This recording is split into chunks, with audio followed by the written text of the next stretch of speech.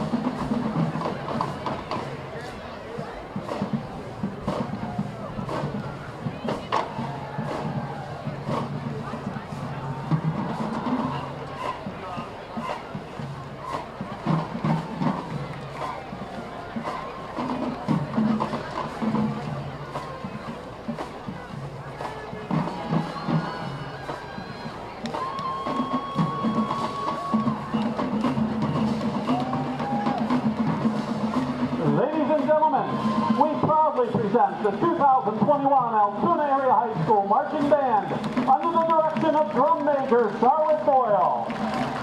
The band opens this evening's festivities with the Altoona Area High School Band Fanfare and the school fight song.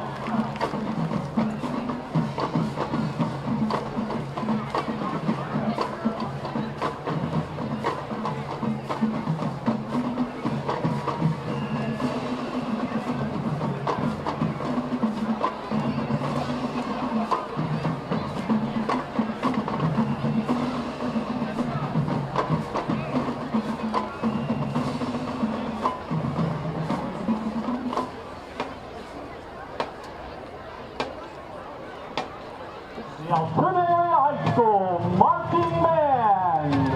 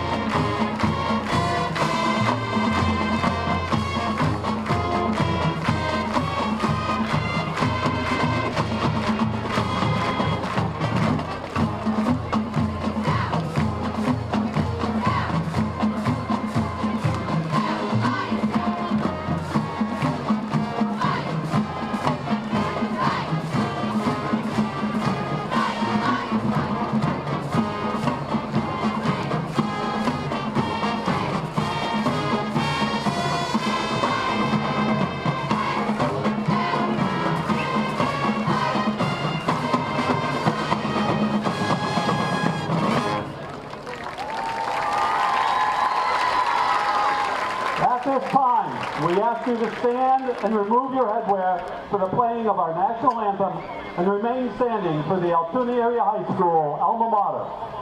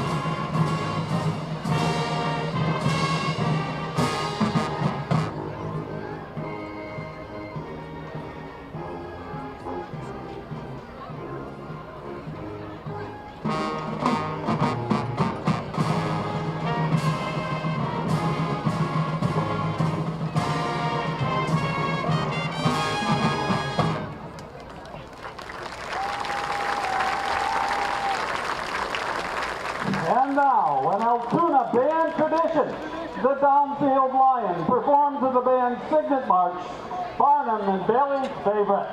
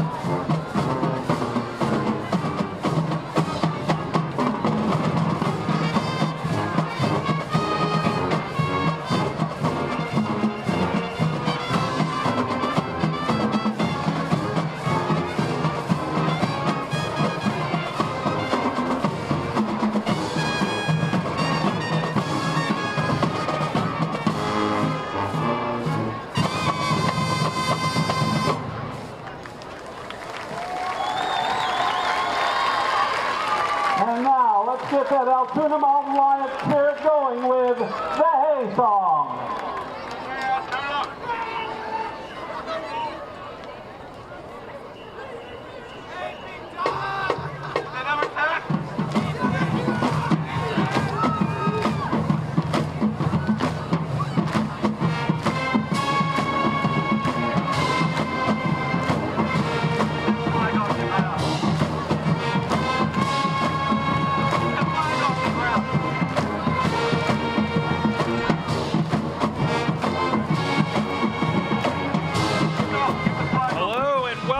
To the Altoona Mountain Lion football season 2021. Tonight we are at Mansion Park to watch the Mountain Lions take on the Williamsport Millionaires.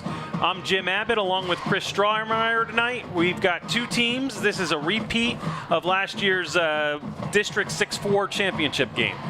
Yeah, and Williamsport has something to prove after turning the ball over 5 times against the Mountain Lions last year and losing by a couple scores. So Mountain Lions had that big, huge 90-yard interception return to seal that up, and so it was a close game otherwise, even though it ended up a 2-score game. Williamsport was driving with a chance to tie or take the lead if they would have, with the extra point or points. So great to be back. Week 2, beautiful night, beautiful new turf, beautiful new track, beautiful new scoreboard here at Mansion Park. So this is kind of highlighting the new Mansion Park here tonight. And we have all of the students in togas tonight as the Mountain Lion Maniacs decided to have toga night here on opening night. Opening night at Mansion Park. It's the second game for both teams. Altoona defeated crosstown rival Hollidaysburg last week, and Williamsport beat Crestwood 33-13. You have two teams that like to run the ball. Williamsport has a couple athletes that they try to throw to. They have a speedy sophomore who last week caught touchdowns of 67 yards and 87 yards. So the Mountain Lions need to stay home and play D tonight. Yeah, exactly. You're going to see, like you said, Williamsport likes to run the ball, but they clearly put the ball in the air a few more times than the Mountain Lions. It's going to be up to the Mountain Lions to stop the big plays. There was a lot of big plays last week for Williamsport. The Mountain Lions are absolutely grinded out, 4 yards in a cloud of dust, and possess the ball. And if they have the ball, the other team can't score. That's kind of their philosophy. Well, I think what you're going to see tonight is Altoona is led by their big bruising tailback, and Ethan Schaup just has been incredible. He ran 34 times last year, 150-something yards against Williamsport. Last week he had 3 touchdowns, 75 yards, and quarterback Steinbugle, same thing. He scored a little bit and he ran. He offsets. Mountain Lions were able to run over Hollidaysburg early, and then just basically it was status quo the rest of the game. So the Mountain Lions are led by those two gentlemen. The senior class is also a class that going through junior high in their freshman year, they were unbeaten, beat everybody on their schedule, and it wasn't close. So they've been looking to this type of year, and last year they had success and won a district championship for the first time in 17 years. So they're looking to repeat this year. But again, with that District 4-6, Williamsport is one of the other teams that's looking to get back to that championship along with State College.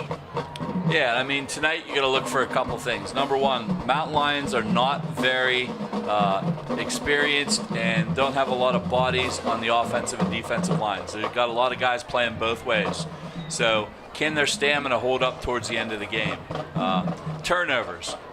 We mentioned Williamsport had 5 turnovers in that matchup last year in that district playoff game, and that was huge in determining the outcome. Last week the Mountain Lions fumbled 4 times but only lost 1.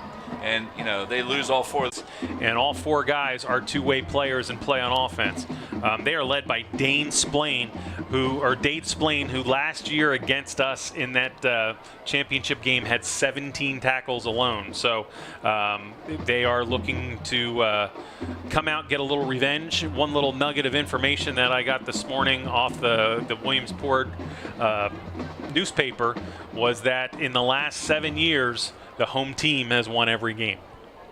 Right, it's amazing. It's amazing to even think about that. So we all know it's tough to win up there, and hopefully they feel the same way to come down here. It's tough to come to Mansion Park and win. The only extra game in that series was last year, and it was played on a neutral field. And again, the Mountain Lions came away with that district championship.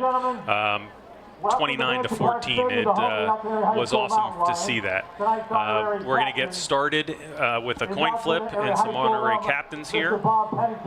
I think that was at Bald Eagle area, wasn't it? That game last year. Yes. Because then the next week they sent us down towards Hazleton. Right.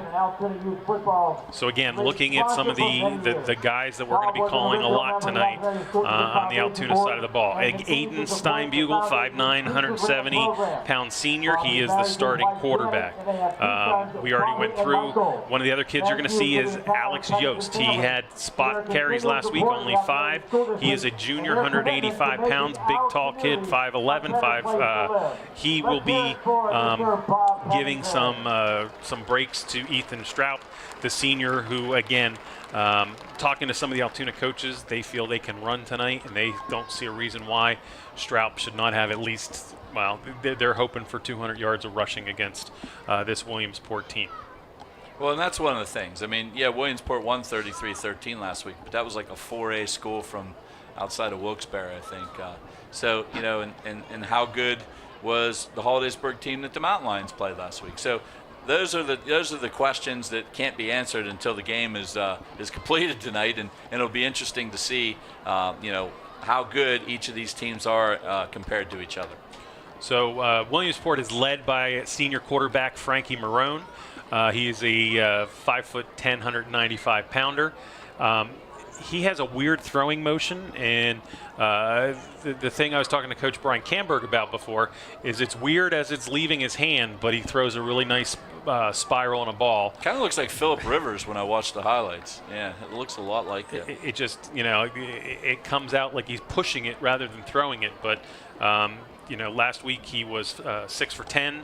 And again, the two big plays was to receiver Jameer Harden, 87-yard touchdown catch for the sophomore, and then he followed up with a 67-yard touchdown catch. The other guy that we're going to see a lot is Nazir Hannigan. He ran last week for 154 yards, his career high, and 2 touchdowns. So Mountain Lions have elected to receive. I believe they won the toss and are going to take the ball. So Williamsport is currently lining up for the kick.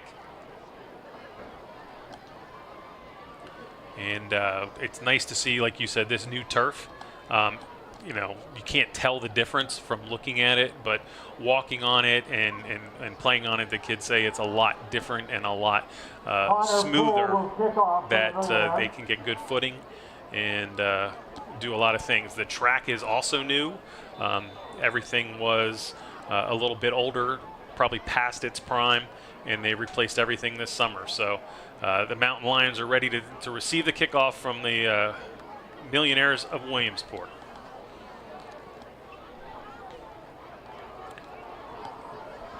So Andre Dokes gets the ball. Andre Dokes, number 5. Dokes takes the ball from his own 10, brings it up, and is tackled by a host of Williamsport players.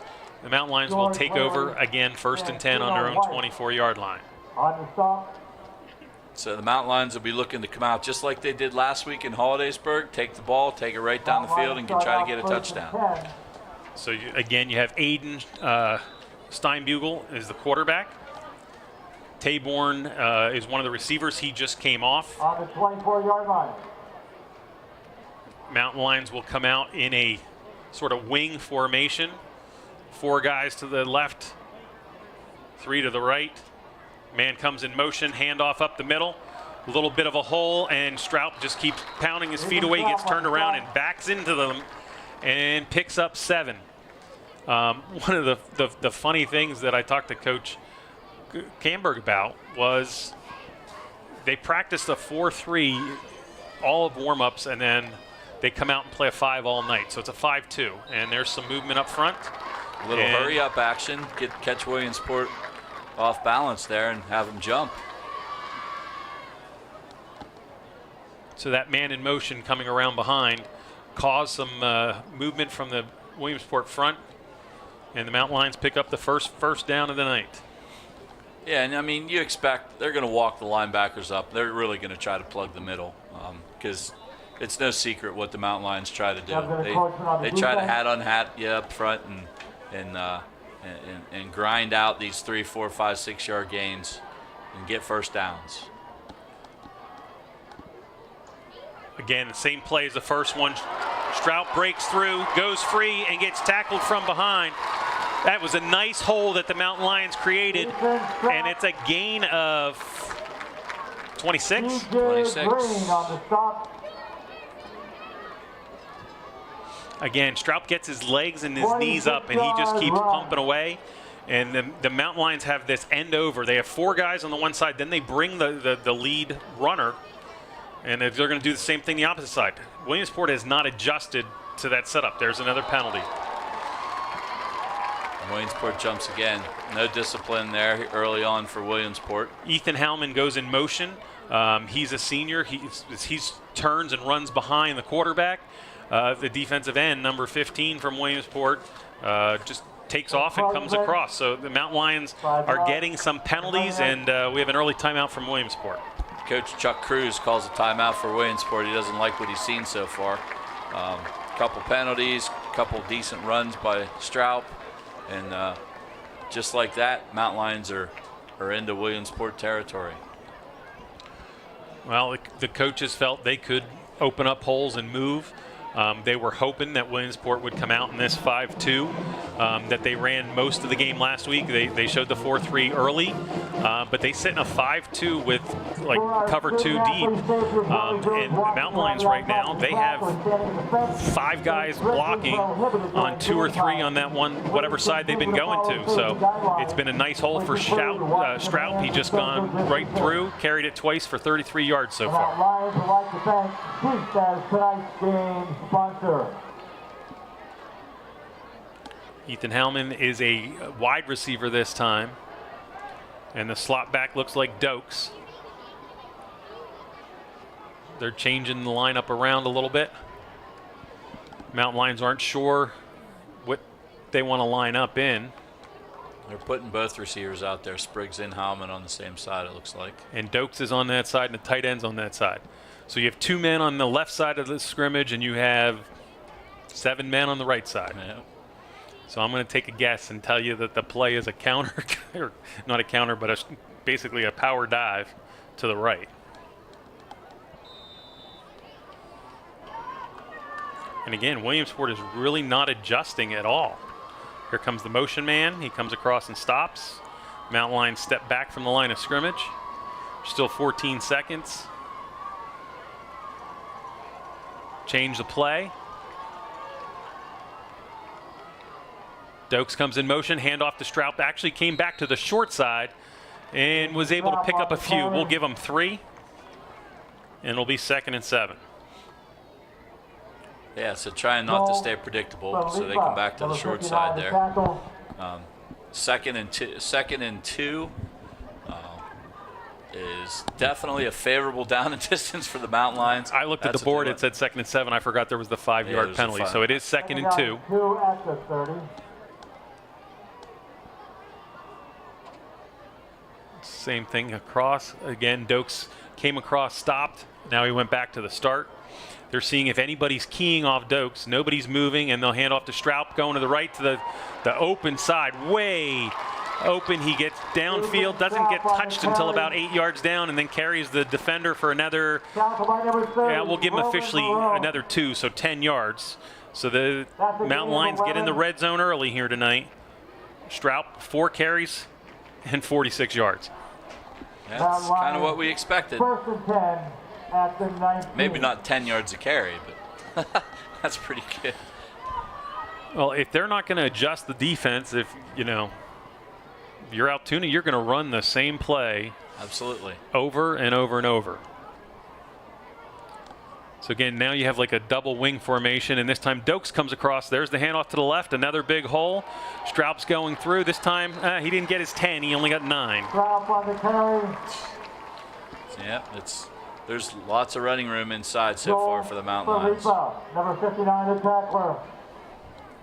Gain of 8. Well, with these type of offensive series, you just keep running. The clock's going to continually drop down, but we're getting too big a yardage to really take a lot of time off.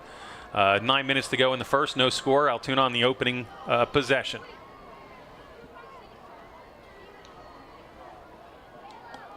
Straup handoff again, 1st down and more. He's inside the 10 to the 6. And eventually what you're going to see now is you're going to see them crashing in the middle and trying to stop Straup, and that's when the pitch comes in, or the keeper.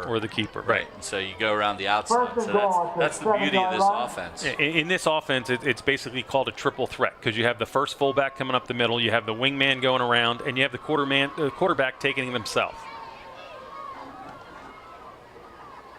Now, the last couple plays, it's been more set up.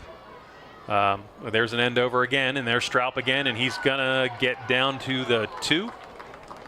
So he just keeps walking and walking. It's going to be 2nd and 2. Avery Campbell, number 15, the tackler. Gain of 4. 2nd down and goal at the 3. Last year he had, I believe, 34 carries in this game in the championship against Williamsport, and currently he's on that pace.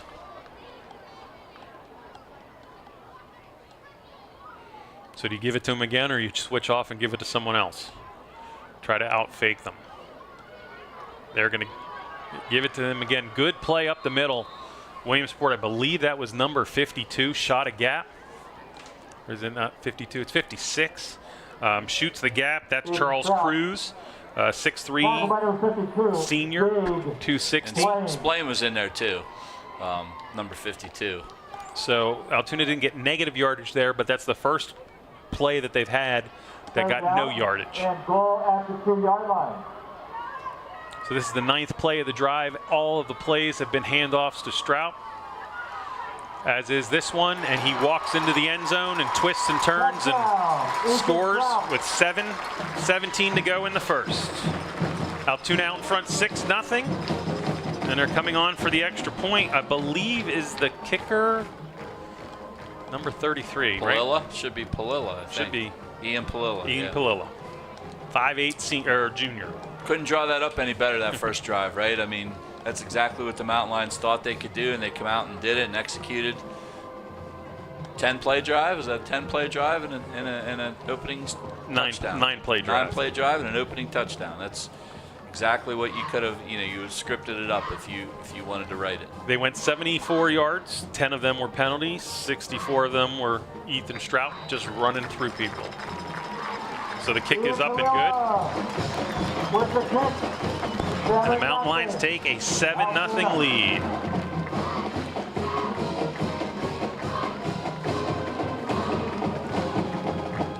So now what you need your defense to do is come out and stop, don't give up those big plays. Last week, Williamsport had 4 plays of 35 yards or more. You just need to play your spots. They might have a little more speed than us, but you have to be a disciplined defense against a team with a lot of speed. Exactly. That's one of the keys. Altoona Football League games begin at noon. Come on out and enjoy our future. So Williamsport is setting up to receive the kick.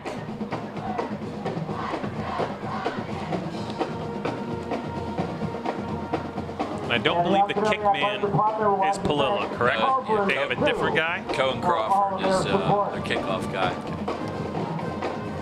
So Crawford is getting ready to kick off from the 40. And he has a moderately strong leg. You might see a squib type thing. I'm not sure what they're going to do here. They're probably afraid of Harden back there, who is our big play guy that we talked about. He's deep, number 3 for Williamsport.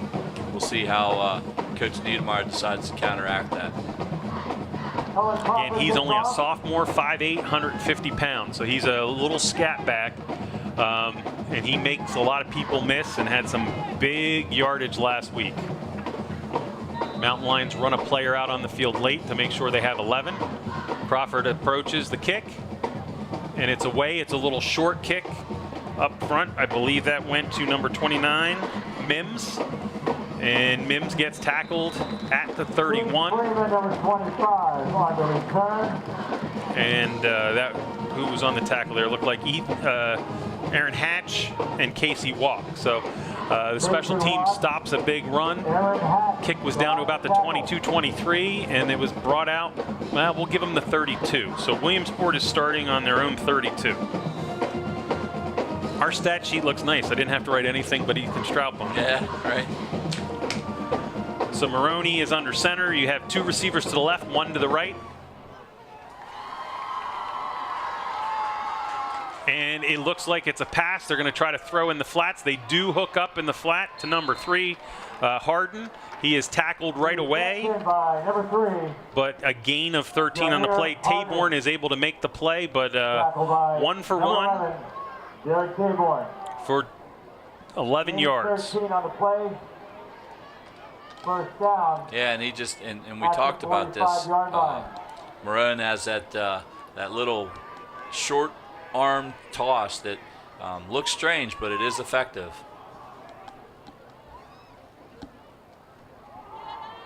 Handoff off tackle.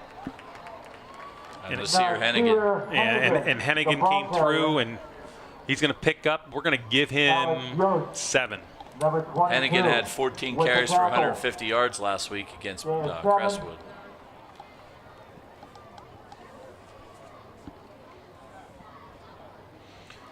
Williamsport comes out again. A little confusion. They're going to go trips left and a wide receiver right. They only have no tight end. They're trying to spread out the mountain lines. There's a handoff dive up the middle. Good defensive play. He doesn't get back to the line of scrimmage. And that was number 74, Michael Riccio. Had a couple big sacks last week, and he makes a good play there, and that's going to be a loss of a yard, or are they going to put it right back on the line of scrimmage? Same place. Same place. Good job by Riccio plugging the gap. Looks like we have a guy down for Williamsport.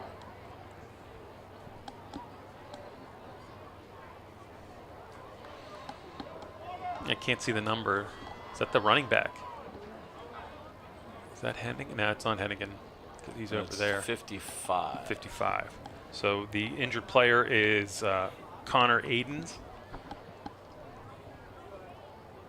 He's one of those guys that play both ways up front. Actually, I think he might have been the center. So we'll see, because I can't see anybody else warming up, at least in that area. So far, the Mountain Lion coach has got to be happy, Coach Niedermeyer.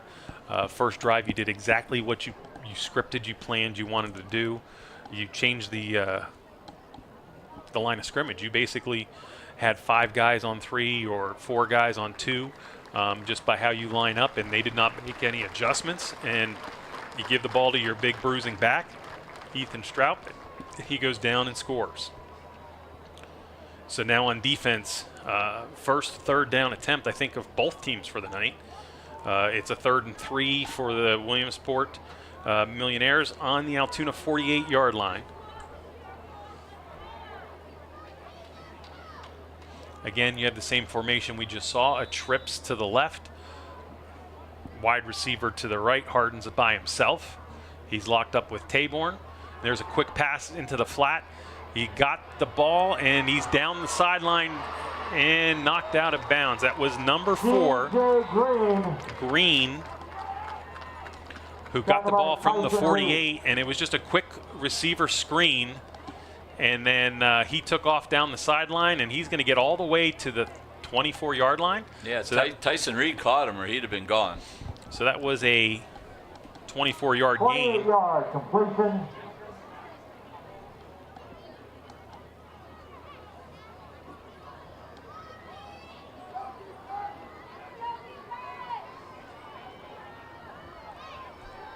Trips to the right this time, and we have some sort of movement. False start on Williamsport. So Williamsport will be taken back 5 yards, and it'll be a 1st and 15. So far tonight, 3 penalties, all on Williamsport. Procedure penalty. We'll see if this penalty will end up hurting them.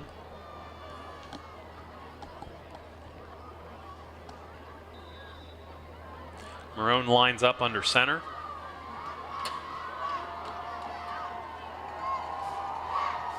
Handoff to the right, off tackle. He'll get most of the yardage back from the penalty. We'll give him 4. And again, that is Hennigan. Yeah, Braun Mosley plugged that hole there. Made a good tackle on Hennigan. Looked like there was a pretty big hole there. It closed up fast. So 2nd and 11. Again, Williamsport is trying to utilize their speed by spreading out the Mountain Lion defense. That's why they have 1 receiver far left. That's Damon Green. They have 1 receiver far right, Harden. And then this time they have split backs. It's going to be a screen. It's setting up a screen. There it is. And good defensive play by number 54 of Altoona. As the screen went, Reimer read it well, and he comes up and makes the tackle. That's only 1 yard gain on that screen play. So that's a nice job from Connor Reimer. Yeah, he read that very well. He was right on it. And you know, they recognized it. You could just tell that the team recognized it right away. Now, who was that for? Which receiver? Do you know? Was it Freeman or was that Hennigan? I'm not sure. Okay. I want to say it was Hennigan. So we're back to the trips formation to the right. Quarterback gets it, rolls to the right. He's looking. He will pass downfield, and it's picked off by the Mountain Lions. Is that Taborn? Taborn read the route was underneath him. There was also one behind him. The ball was overthrown, and he was able to make the interception, and we have a mountain lion herd on the field.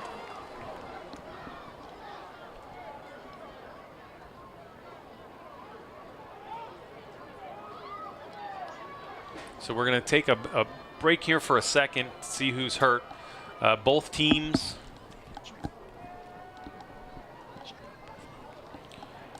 We're not sure, but we're thinking that might be Ethan Strout, who has been playing both offense and defense, and then he gets some breaks on offense. So hopefully it's nothing serious. Taborn really made a nice play. Mountain Lions will get the ball back at the. And I couldn't tell if it was intended for Harden and overthrown, or it was actually in no man's land. Really, I think it was Harden and it was overthrown. I think that's what it was. The way the look was. And because there was another receiver that ran off and went into the end zone, but the ball was in between.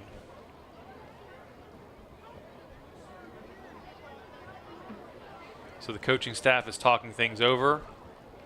Straub is taking his time getting up, but he's going to walk off, it looks like, under his own power. So he stands up,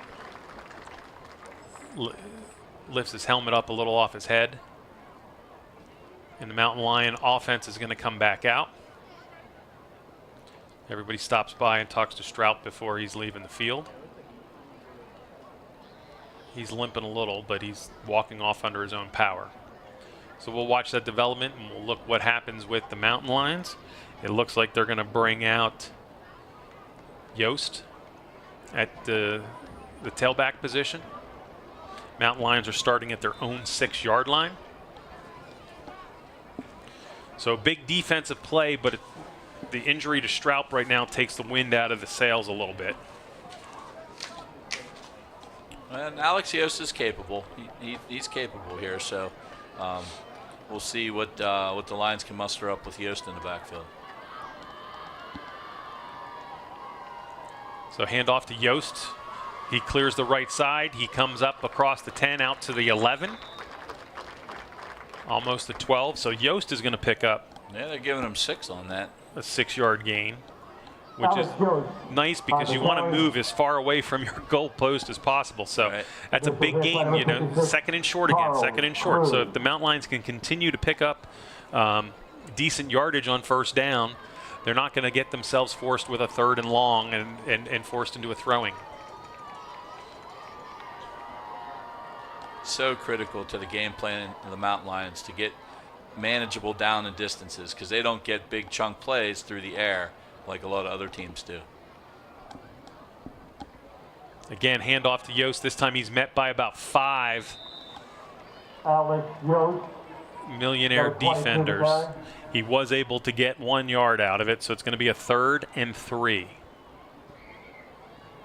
And now another thing that comes into play is Straub is the punter. So if they have to punt the ball, I'm not even sure who the backup is. Well, one of the things, he didn't come over to the bench and sit and take things off. Right. I'm trying to see where on the sideline he is. He's standing up down here still where he was. Okay, so. he's with the medical crew over there.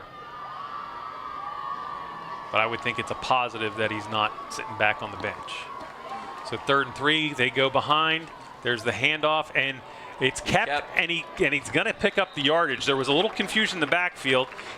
Quarterback, again, Steinbugle pulled it back out after everyone thought he gave it to Yost, and he ends up picking up 5 yards and a first down. First down, Altoona. So a big first down to keep this ball moving and, keeping the ball a little bit away from Williamsport. That's what you like to play in these games. You got to play keep away and not turn over the ball, and it's exactly what Williamsport did. They turned it over. So the Mountain Lions will start 1st and 10. 1:51 to go in the first quarter. Mountain Lions have split to the right. And again, Steinbugle takes the ball and it's a straight quarterback keep around the end. He'll pick up 2 yards. And it'll be 2nd and 8. So the Mountain Lions are out to the 20.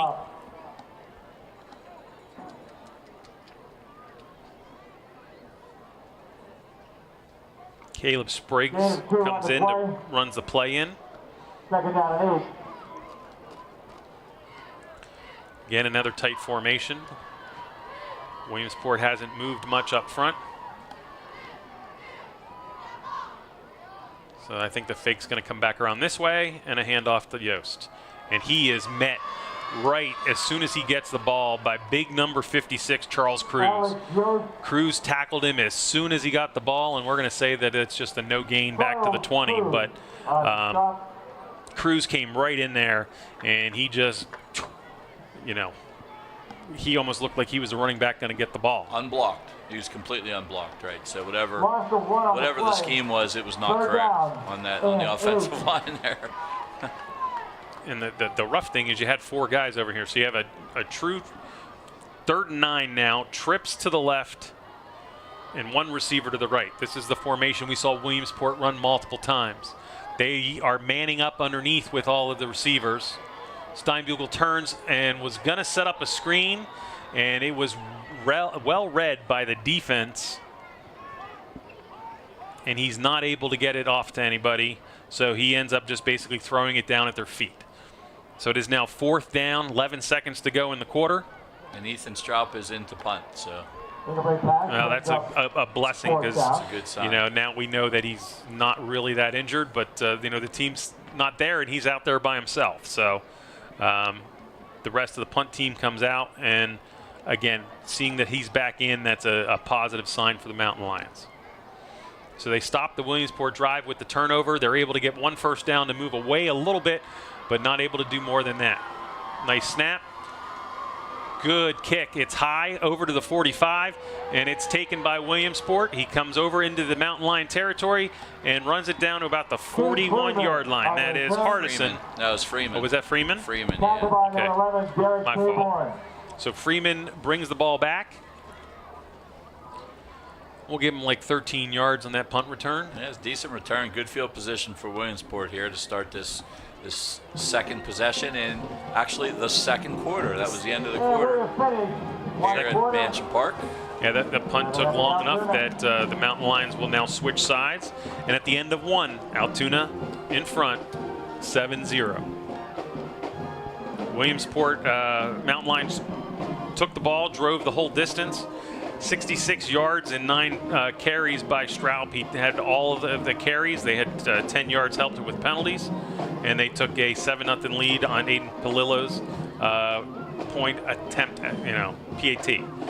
Williamsport got the ball at the 30, drove down to Altoona's 25 or so, and then an interception by Derek Taborn gave the Mountain Lions the ball back.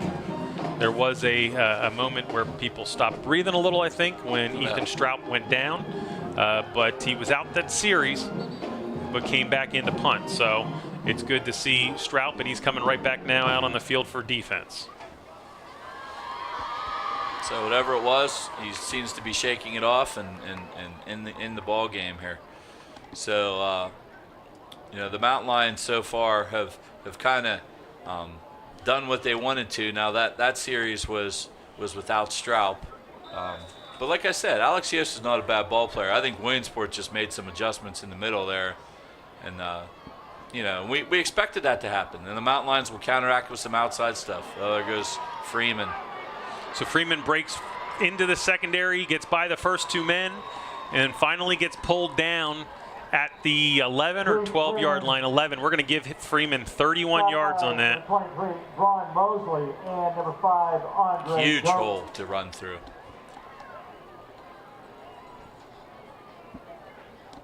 So a 31-yard pickup, and the Millionaires are in business on the Altoona 11.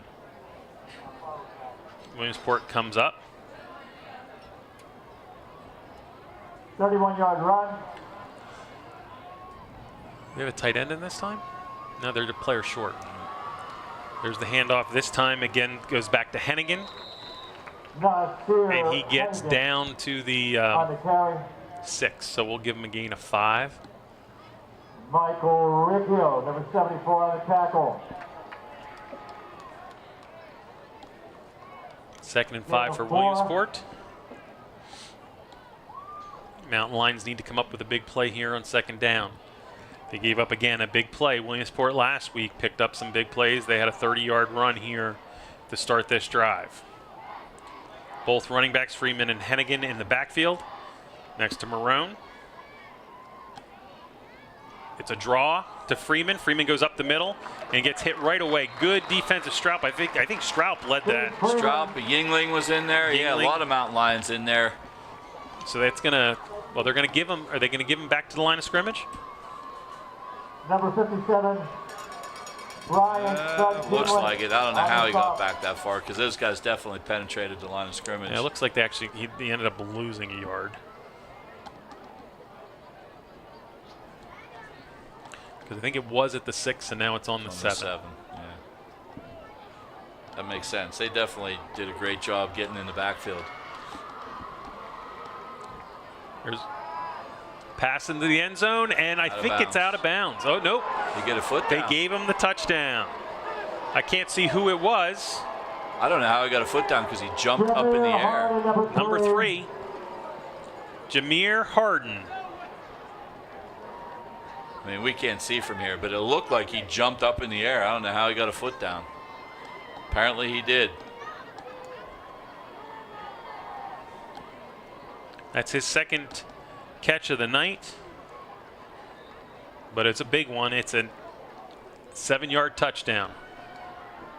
Now we have Connor Poole on for the extra point, and I believe that is good. So Altoona comes out with the opening score. Here in the second, Williamsport comes downfield, quick drive and score, and they tie up the game at 7.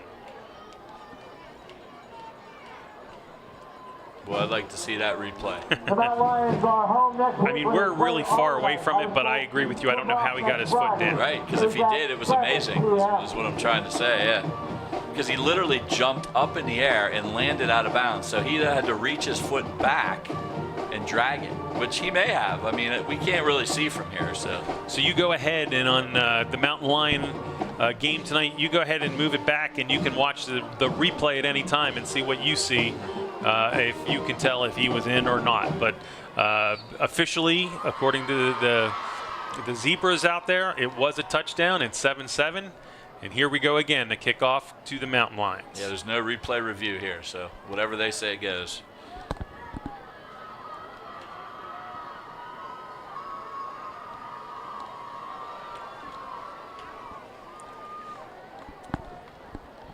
So pretty good football game so far here, 7-7 early in the second. Kind of what we expected. These two teams have played very even over the last couple of years. A few years back, I remember Williamsport came here and played a heck of a lot of freshmen and sophomores, and you know, those kids are growing up. Some of those kids, so that's what we're seeing now. Pretty deep kick. Mountain Lions will take it at the 10. Dokes is able to get out to the 24. They're going to put it. Yes. So the Mountain Lions will start at the 24. Stroup is back out there. The receivers are Dokes, Hellman, and Taborn. Steinbugle at the quarterback.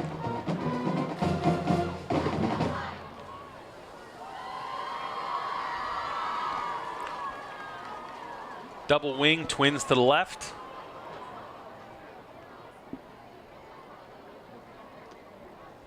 Steinbugle steps back. Still have 8 seconds. He comes back up underneath, yells another play. 3 seconds. He's going to have trouble getting it off, but he does. And Williamsport just tackled everybody in the backfield. They weren't sure who had it. And the officials marking it out to the 24 and a half.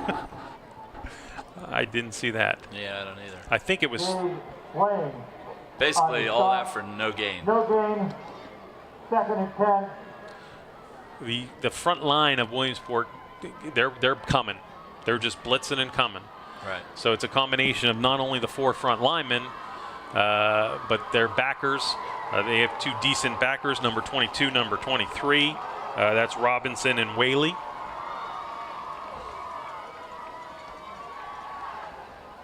Steinbugle goes back into a. Oh, there's a penalty. late. It's either, is it a face mask? It was thrown in to where Steinbugle was, or is it a holding? It's a holding. It's a holding on Altoona from the 19. So if they take it, it's going to be they'll decline it. 2nd and 25. If they don't take it, it's going to be 3rd and 16. Altoona is declined. Yeah. Are they able to decline it? I would definitely take the 5-yard loss, 6-yard loss, whatever it is in the down. No doubt about that. So 3rd and long. Probably try to run a screen, get some of the yardage back, and just punt the ball away here. Never know, though. It's a 5-yard loss on the sack. That was the first time we were in shotgun, and now we call a timeout in shotgun on 3rd and 16. Timeout, Altoona. Yeah, this offense does not do well when it gets behind the chains, and that's that's something we've talked about, and that's something that we've talked about in great length, and that's one of the downfalls of the offense. But for years and years and years, we kind of struggled at times to put a product on the field. And when you come with an offense like this, it's unique, it's different, it's your shtick, and it's hard to defend. It really is. But it has some drawbacks, of course, and there's no doubt about it. Well, the script is sort of similar to last week's game against Hollidaysburg, that Altoona got the opening kickoff, marched downfield with very little resistance, and then had some trouble. They scored again, I think, on the second one after a turnover, but then had trouble moving the ball again, and they didn't get another score till later in the game. And it sort of seems where we're at right now. So we have trips left. Straup's going out to the right. There's a quick pass, and it was almost picked off. Incomplete pass. Steinbugle tried to get the ball to Dokes, but Dokes, instead of cutting and looking for the ball, he kept going upfield, and the ball was already in the air. So it's a 2nd incomplete pass. And I don't know what the deal was, but I do know one thing: it would not have been a first down. So not thrown there, no. Right. So again, Williamsport has their 2 guys back. That's both Freeman and Harden. They're standing about the 45, so they're going to give Straup about a 35-yard area, and they're almost perfect. And it came down and took a knee. Yep. When he caught the ball, he took a knee and then got up and started to run, and he was hit quickly by Altoona's Ethan Hellman. It was Harden, yeah, he put his knee down. He got a 32-yard punt out of it, no return. So Williamsport with decent field position again, keeping the pressure on the mountain lions right now. And like you said, it was a game script similar to last week. I think the difference is Williamsport is much more explosive offensively than Hollidaysburg was, and it's going to be hard to hold them down. Altoona's going to have to score some points to win this game. So you have slot left, twins right. They fake a pass and just hand it right up the middle to Harden or Hennigan, and he's going to go 3 or 4. Nasir Hennigan on the carry. Like 4. So what looks like it's going to happen is Williamsport looks like they're going to be content to try to smash it into Altoona the same way that Altoona likes to smash it the other way. Yeah. And they were successful doing this last week with Hennigan. He had 154 yards. Territory at the 47. Tight end left, trips right. Somebody moved early, but there was no penalty flag. And that's only a 2-yard gain, so it's going to be 3rd and 4. And this is probably 4-down territory right here, you would think. At this point, the way that Williamsport's moving, yes, it's probably a 4-down territory. They're in Altoona's territory at the 45. 7:46 to go in the half. 7-7 is the score. Lone receiver to the left, trips right. Hennigan is lined up next to Marone. It's a quick pass over the middle, hits it on a dime. And it looks like one move by the receiver, and he's going to get all the way down to the 4 or 3 yard line. 4. Damon Green. 5. Number 4, Tyson Reed. 40-yard gain, Damon Green. Just a little quick slant over the middle and nobody there to make the tackle for the Mountain 40-yard Lions. completion. So Damon Green, that's his second catch. He's now got 2 catches for 64 yards. And Williamsport is knocking on the door. So from the 5 yard line, they line up in that same formation. Now they have a slot left. Hand off to Hennigan. He goes straight up the middle, gets stood up by Stroup and a couple guys up in the defensive front, and gets tackled for no gain. Initial hit by number 54, Connor Reimer. Connor Reimer was the other Mountain Lion on that play. Gain of 1. Nope. They originally put it to 5 and slid it ahead a little. I'm still going to say no gain because they're not at fully at the 4 yet.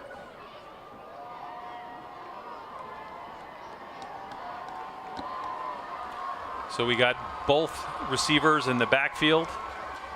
There's a handoff coming across to Freeman. Freeman makes one cut and dives into the end zone for the touchdown. 4-yard touchdown. Number 25, Keith Freeman. So Williamsport will take a 13-7 lead. Just a little off tackle play right there, and Freeman dances and dives and gets right in for the score.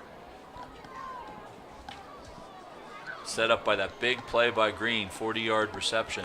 And that was just a quick 5-yard slant. And the way the Mountain Lions defense was set up, he came across. Both guys did a slant. He hit the close guy that was maybe about 7 yards, not the guy that was about 12. And he took it and just got to the sideline and went up the end all the way to the 5. But the extra point is good by Connor Poole. And Williamsport takes their first lead of the night. It's 14-7 with 6:37 to go in the half. Mountain Lions could really use an answer here. Williamsport definitely has the momentum right now, and you know, we knew you can't just pound Stroup up the middle all the time against good football teams. They make the adjustment, and so the Mountain Lions have to make that adjustment also to counteract what Williamsport's doing in the middle. Well, again, in each touchdown drive, Williamsport had a big play, a 30-yard run, and there was a 40-yard pass. So the big plays got them through the Crestwood game last week. And early here in the half, those 2 big plays have translated to 14 points for the Millionaires, and they take their first lead.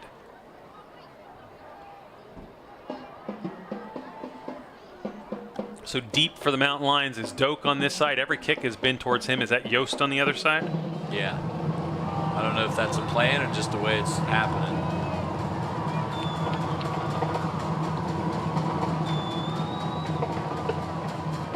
Williamsport is set. Here comes the kick. This one's going to Yost.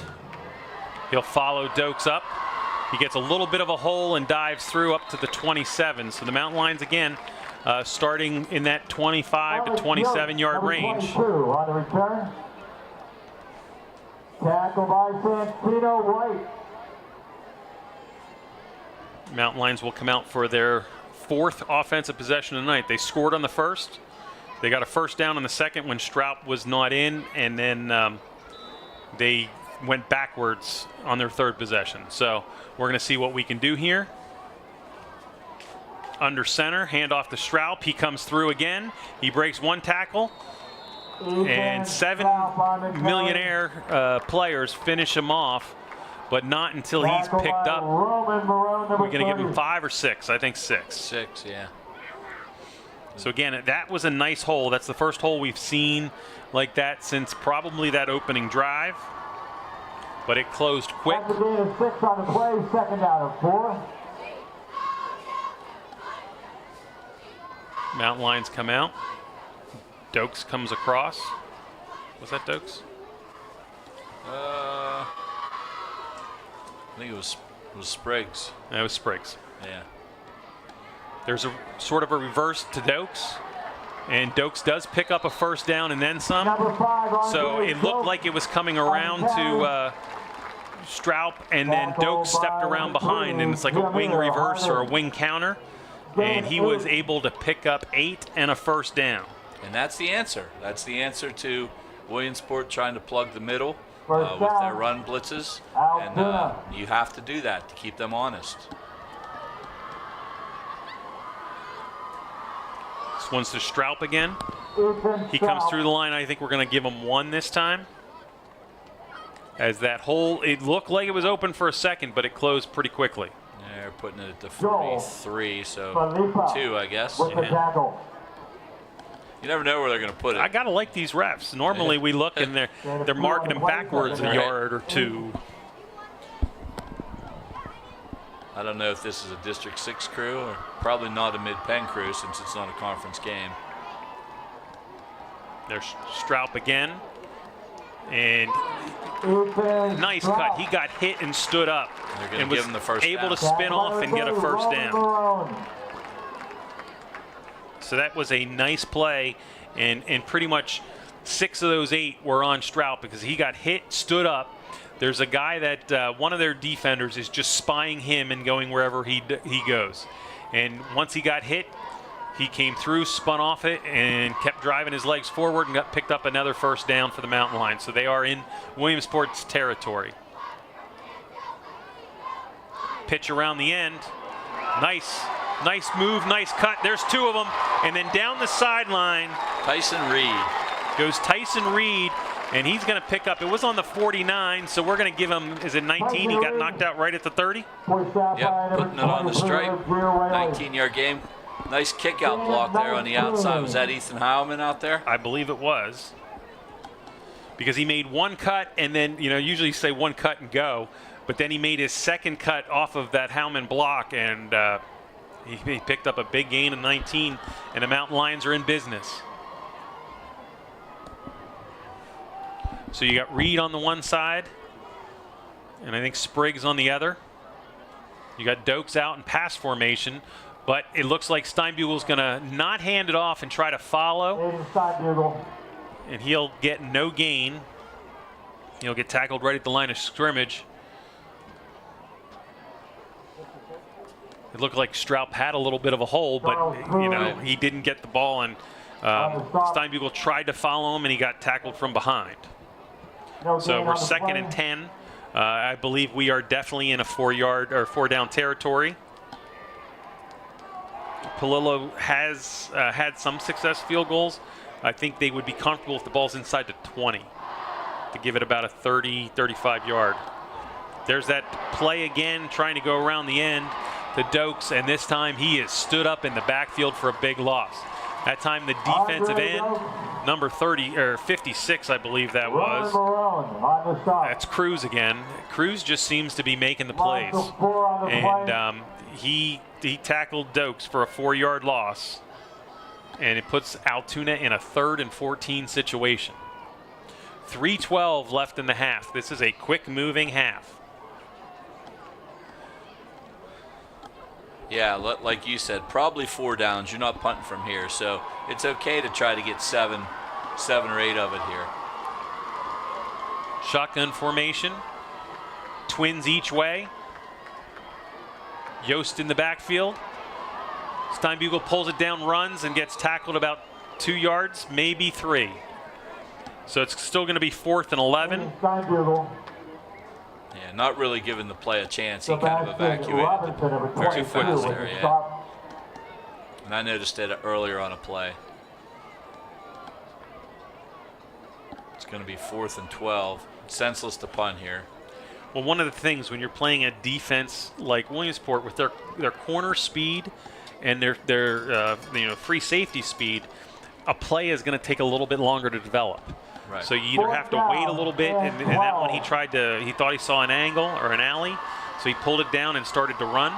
So the Mountain Lions are going for it on 4th down, and Coach Niedermeyer calls a timeout. So they bring Taborn in, 6'3", top of the screen against a short corner. Let's see if maybe the Mountain Lions can throw it up to him, possibly, and have him make a big play for them.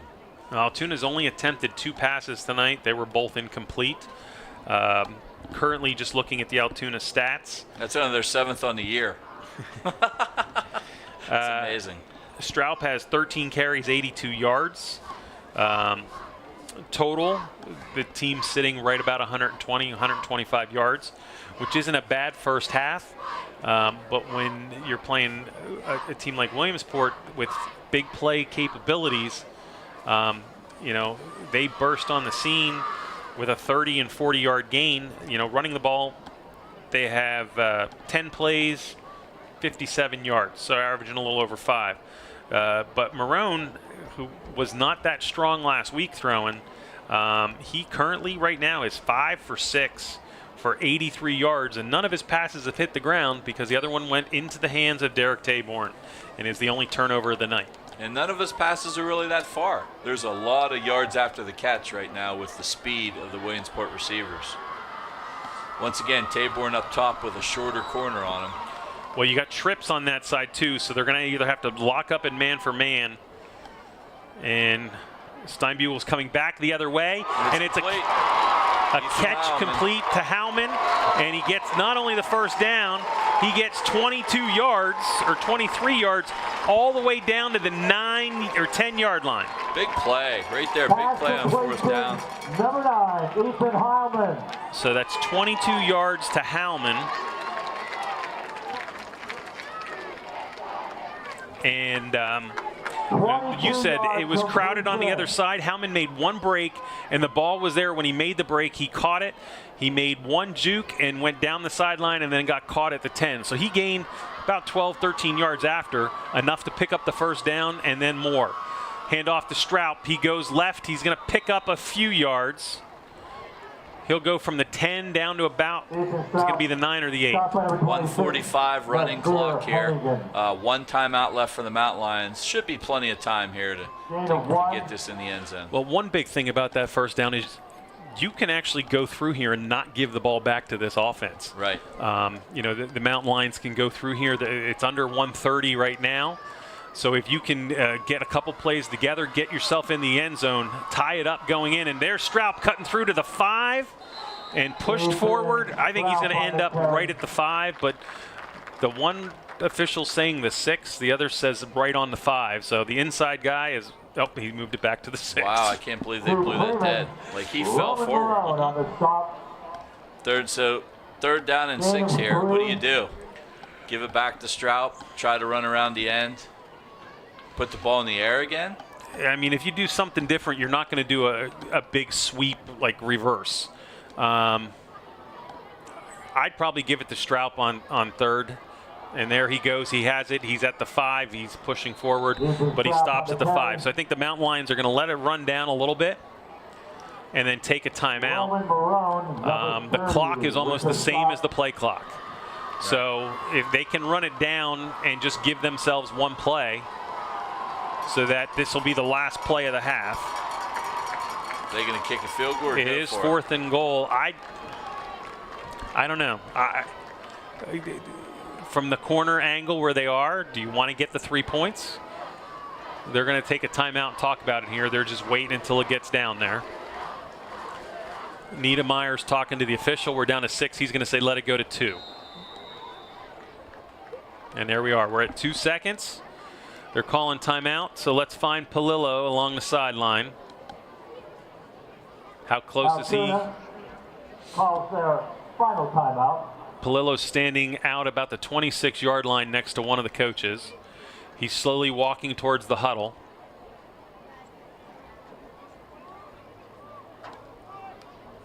And they're kicking it. They're going to try to kick the 3. They're going to kick the and try to take the points to keep it, to give them the opportunity if they Now, score another touchdown. A touchdown would have been really big right there to tie this ball game up. But getting points is even more important, I think, for the psyche, because Williamsport gets the ball back to start the second half. And I'm thinking if it was inside 3 yards, they probably would go for it. Right.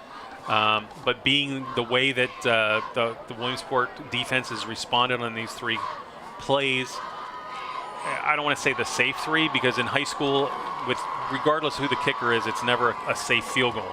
But it'll be a 22-yard attempt by Ethan Palillo, basically as the clock is going to expire before half. The snap, the hold, And the kick is up, and it is good. Ian Palillo with a 22-yard touchdown as time expires, 14-10. Williamsport, but the Mountain Lions put a nice drive together, and the big part of that drive was the 22-yard reception that the Mountain Lions, on fourth down, that the Lions completed. So here at Mansion Park, the end of the first half, Williamsport 14, Altoona Mountain Lions 10, and we'll be back for the second half in about 15-20 minutes.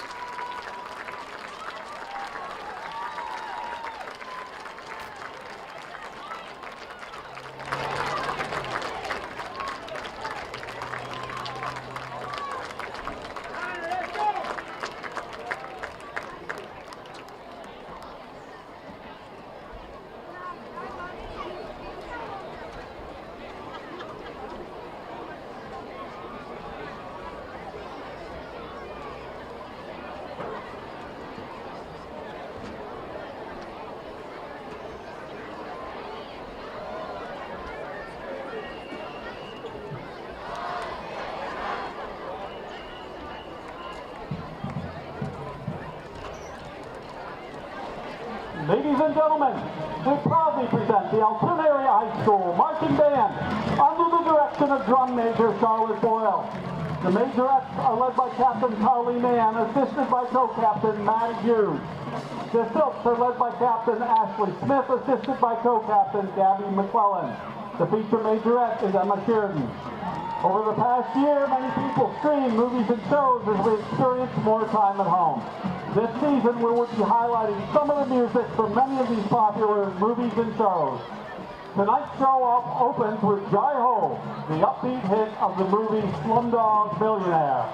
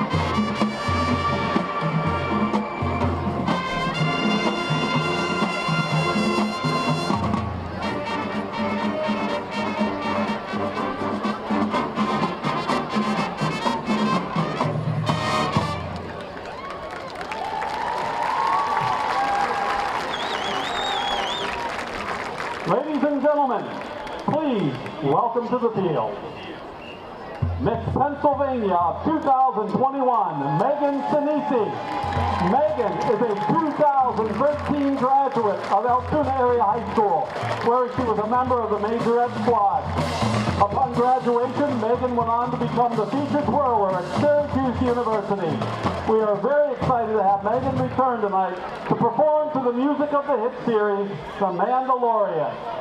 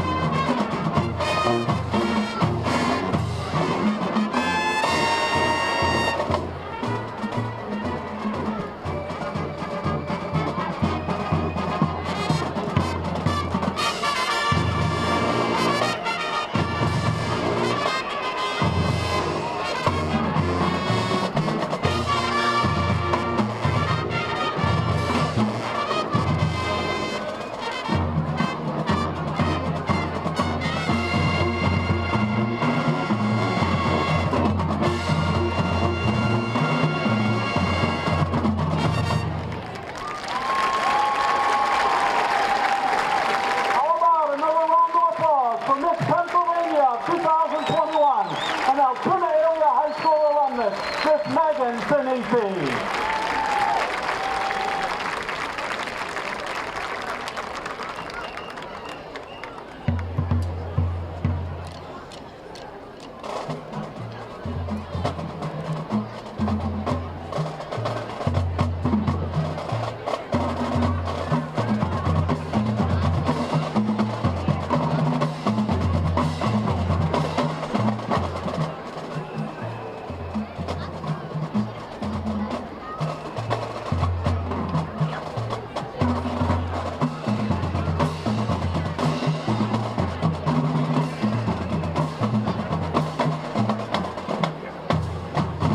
The marching band closes tonight's performance with the music of the Avengers.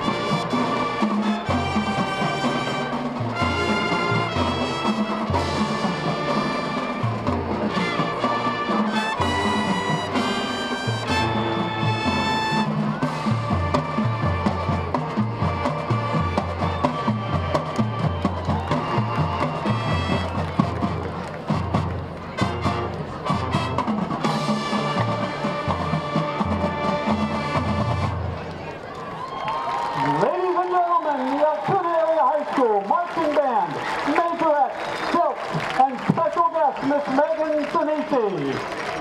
And now, on Altoona.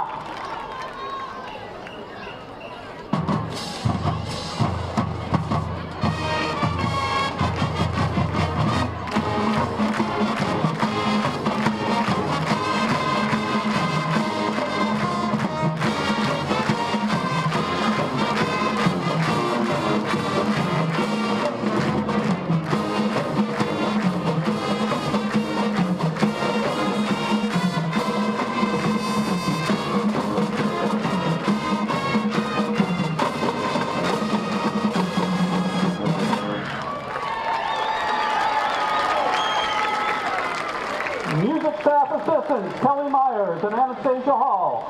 Major head advisors, Kelly Detweiler. Silk advisor, Lisa Moore. Percussion instructor, Mike Baker. Band assistant, Drew Yingling. And band director, Larry Detweiler.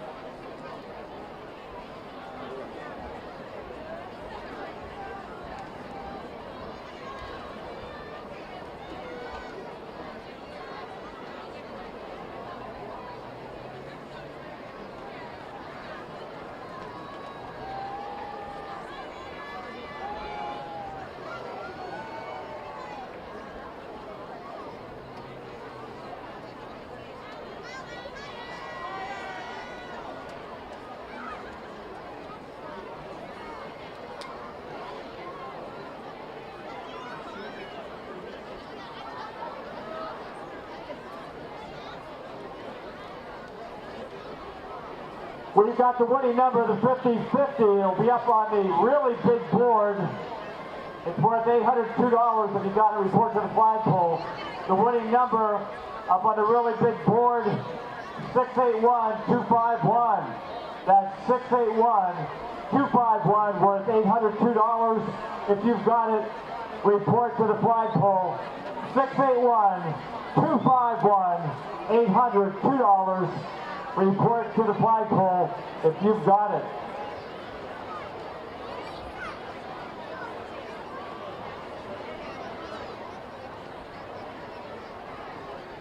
First half stats, Altoona rushing 117 yards, Williamsport 53. 7 first downs for the Mountain Lions, 4 for Williamsport. 1 of 3 passing, Altoona 22 yards. 5 of 6, Williamsport 82 yards. Total offense, 139 yards for Altoona, 135 for Williamsport.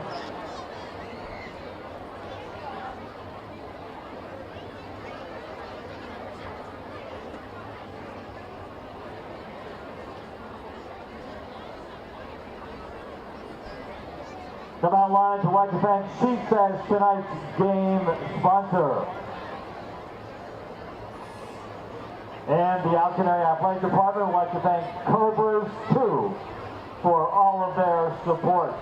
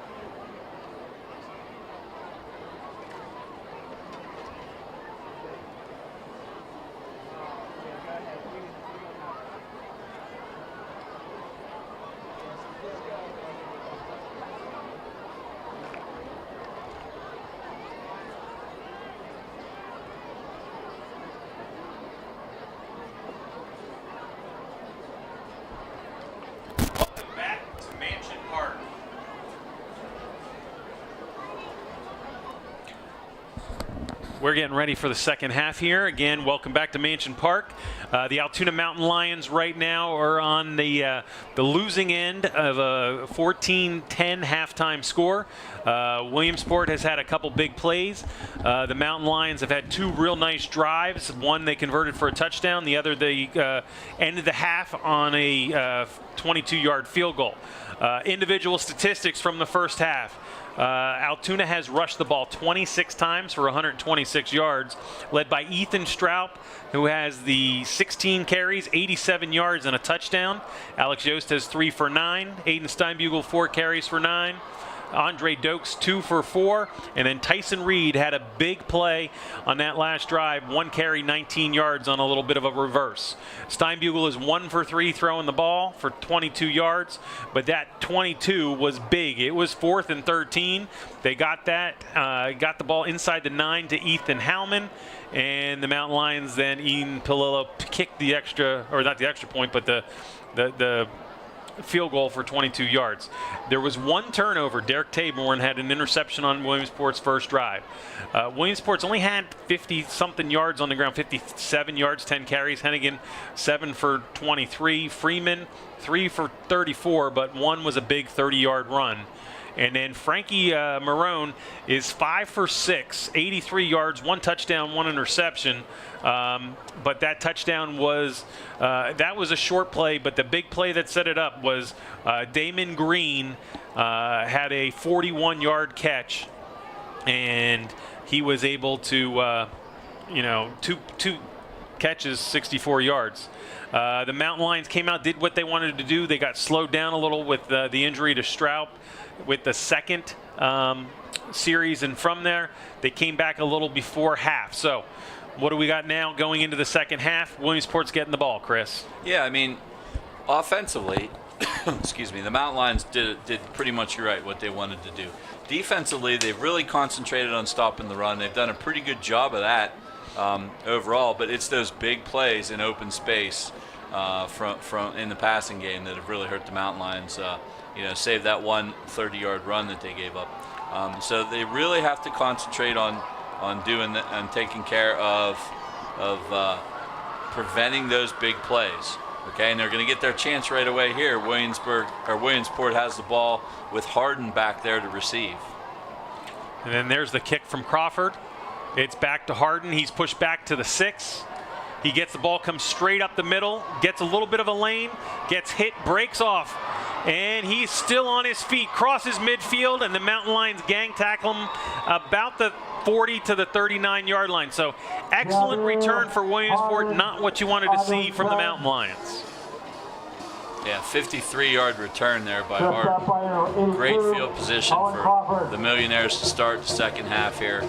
Exactly what we talked about has been their problem, these big plays and cutting the speed down from Williamsport. And it looked like he was going to be tackled right around the 25, 26-yard line, and he broke it off and got to the corner, and his turned on that speed. Yeah, I didn't see who it was. Somebody come flying in and hit and didn't wrap, and he broke away, spun away from that. So there's the handoff to Hannigan, and he goes to make a cut and trips. So they had the ball on the 41. They're going to give him 2 down to the 39. Yeah, he tried to cut by Manny Miller, and he almost had him, but kind of slipped down, and Manny Miller just jumped on him there for the easy tackle. Well, it's early September, and most of these games we play in early September, it's usually 80 degrees and this and that. The temperature has dropped pretty quickly here. You know, it's with nice days, 75. It was 49 last night. It's probably dropped into the 60s now, and it feels like football weather. Hennigan gets the ball. He takes it far right. He cuts up, picks up a first down, and then some. He'll get down to, I believe, the 26-yard line. So that's going to be a gain of 13. Yeah, the thermometer across the way says 69, actually, so it has dropped into the 60s there. But yeah, Hennigan around the end. Williamsport sealed the outside. That was a great job out there by the end, the right tackle from Williamsport. It's going to be interesting to watch the play in the trenches. Both teams have a lot of linemen that go both ways. So, you know, which one can sustain what they do and who's going to tire out first. And again, another handoff. This time it looks like Freeman got the counter coming back, and he got all the way down to the 20. So that's a gain of 6, 2nd and 4. So again, Williamsport at this point looks like they're happy to just start pounding the ball up the middle and see what they can do. Yeah, Tyson Reed didn't touch him until 4 or 5 yards down the field before he made the tackle. So big hole there again for the Millionaires. First drive of the third quarter, Williamsport out in front of Altoona, 14-10. I'm Jim Abbott along with Chris Strahlmeyer. And we have Doug Sipes and all the MLTV crew, and we will talk about them in a couple minutes. There was a pass that bounced off the shoulder pads and then was caught and taken from the 20 down to the, we're going to give them down to the 8 or down to the 7. Where are they going to mark it? And I did not catch who caught that. I think it was Freeman. Was it Freeman? Gain of 12. And Green out there, Damon Green, just held his block forever. Like, it was amazing how long Green held that block. So it's 1st and goal at the 8. Trips left, single receiver to the right. Hennigan by himself in the backfield. He'll take the ball straight up the middle. Is that Hennigan or? Yes, that's Hennigan, and he'll get down to the 1. Number 26. So he will gain 7 of the 8 yards and get down to the 1-yard line. And Williamsport is knocking on the door. This is what the Millionaires coach wanted to come out and do, establish dominance on the line and just drive it down Altoona's throat. It's not what you wanted the defense of the Mountain Lions. You're down 4. You're going to go down 2 scores here if they're able to punch it in.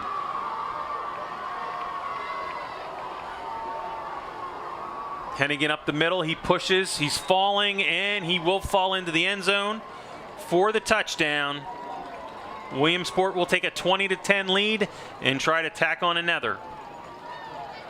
Number 26. Now Steer Hennigan. So the push up front is able to get Hennigan into the end zone and give Williamsport their biggest lead of the night.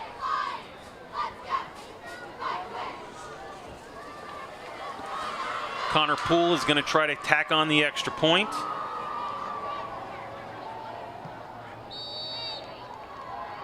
And it's And good. it is good by Connor Poole.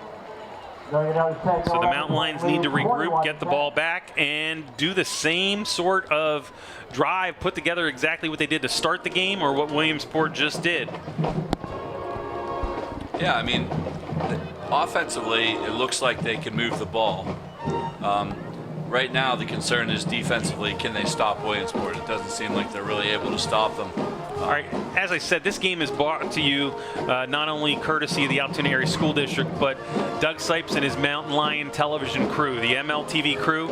Tonight we have Braden Adams, Gabe Ebersol, Noah Fries, Caleb Fries, Brooke Harrington, Becca Dahl, and Addison Dietzel. Those hardworking students are doing the producing, the videoing, the mixing. They're doing everything themselves to bring this game to you live, plus at any point you're going to be able to see it on replay on the Altoona Area School District YouTube channel.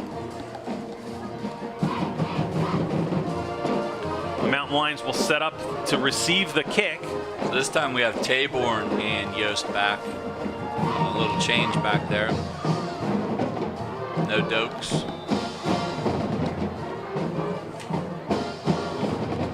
And again, Nazar Hennigan was the workhorse on that drive as he picked up, carries of 13 and 7 and then the 1-yard touchdown. So Taborn takes the ball at the 5. He's bringing it up the middle looking for an angle. And Williamsport just basically shuts all the holes down, all the alleys, and will tackle Taborn at the 20-yard line. Bauer, number 42, the tackler.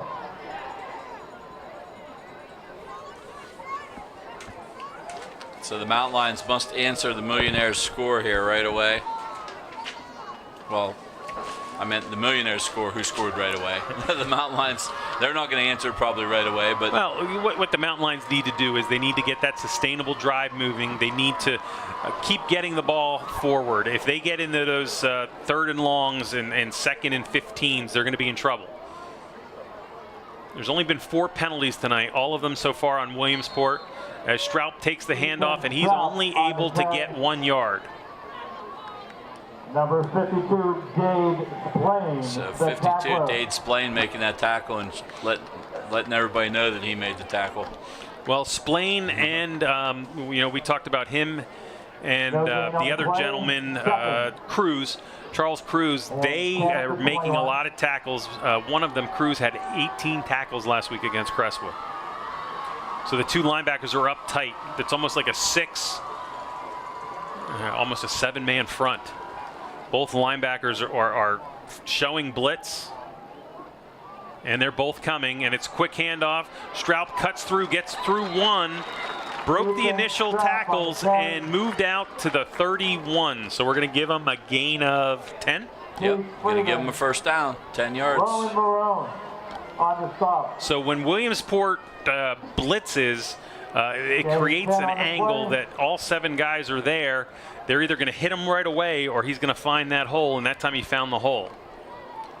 It's the only difference Williamsport's really done is they've been bringing their linebackers up and coming quick rather than sitting and reading Straub. Mountain Lions line up. Steinbugle goes back to pass. He pulls it down, runs forward, but there's another penalty.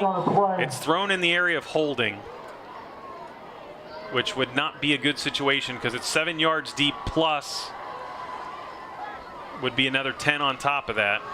That was thrown by the umpire from a mile away. That was a good arm. And that's actually the 2nd holding penalty. I missed one in the first half. And that's what pushed the Mountain Lions back to punt one of their drives.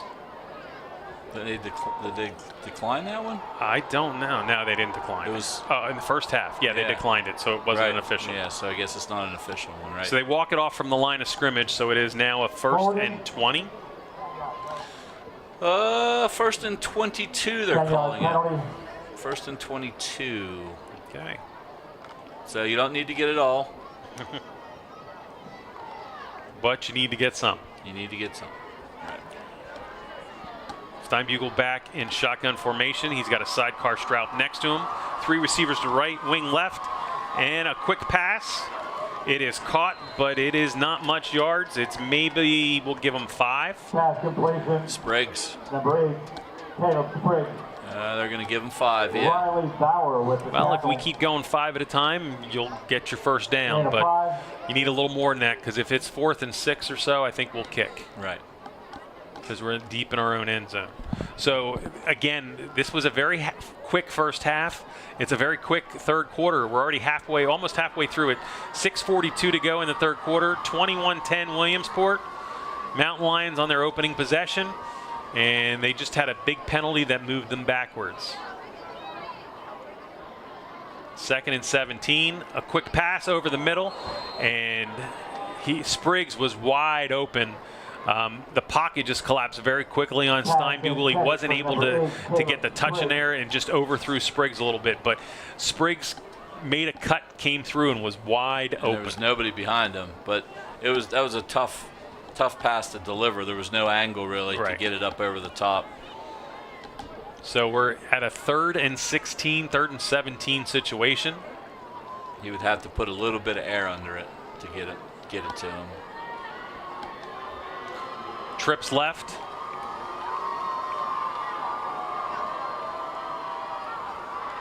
Blitz coming. There's that old rocket screen, which was overthrown. That was intended for Andre Dokes, and it was not able to get in his hand. He was the outside receiver, and he cut back underneath everybody. And the Mountain Lions are going to have to punt after that penalty. We said any backward movement is going to hurt this team. Yeah, holding call just kills them, right? That's so they hit. And they were running the ball, and then they tried to pass on first down. I mean, which is a good idea because they're not expecting it, and that's where they got into trouble. So Stroup goes back to punt. Nice high kick. It's going to come down to Harden about the 45. He's going to change direction and come back across the field. Breaks one tackle and is finally brought down at the 48-yard line. We're going to give him. So Williamsport will start in Altoona Mountain Lion territory. Mountain Lions have to get a stop. Yeah, this is a big drive here. The Mountain Lions are down 11 points, 6 minutes to go in the third quarter. 30-yard punt.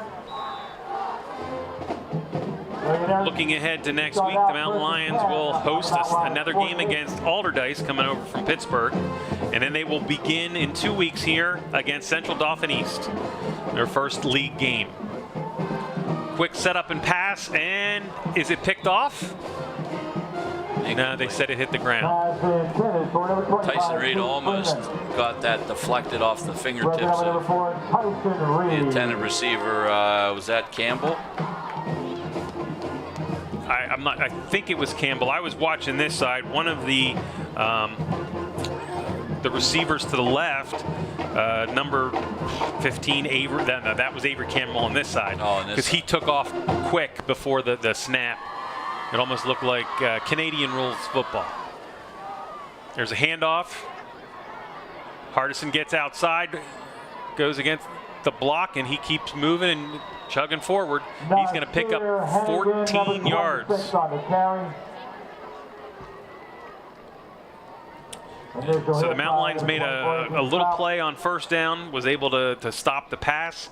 But on second, Hardison's able to just run off a 14-yard gain and then get another fresh set of downs. And Nasir Hennigan is only a junior, so he's coming back. They'll play him again next year.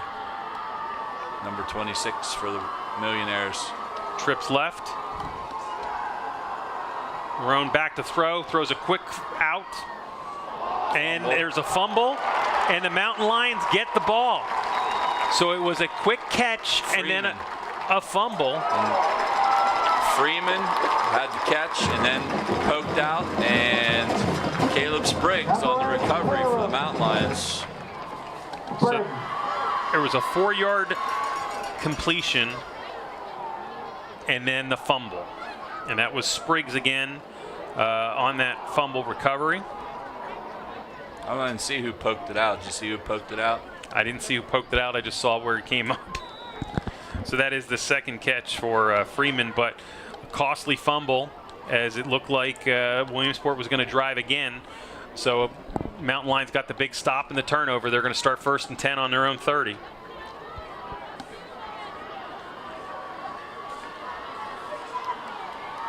And that was Spriggs.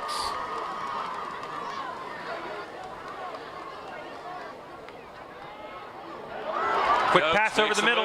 Dokes makes a move, and now he's going to break to the outside. He's going down the left sideline. Some guys have an angle, but Dokes is going to go all the way to the 20-yard line.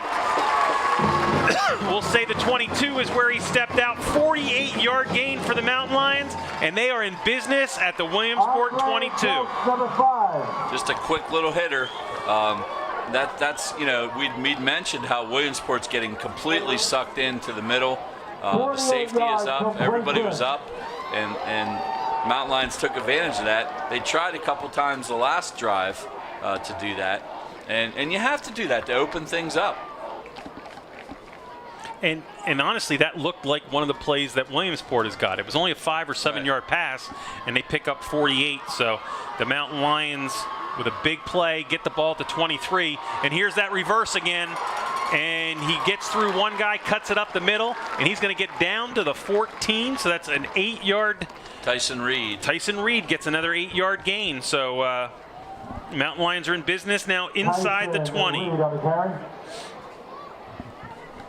There was one guy who overshot as he was coming from this side. Tyson Reed stepped in front of him and went straight up the hash marks and basically picked up 8 yards, and it's now a short 2nd and 2. This is the position the Mountain Lions like to be in. Short yardage with a couple plays at your back. You can go back to your basic offense. And there's a quick pass, and it's blocked and hit in the air. Luckily for the Mountain Lions, it does not fall into the hands of a millionaire. It just hits the ground. That pass was meant for Taylor Reed, or Tyson Reed, excuse me. And 2. So now we're in a 3rd and 2 situation.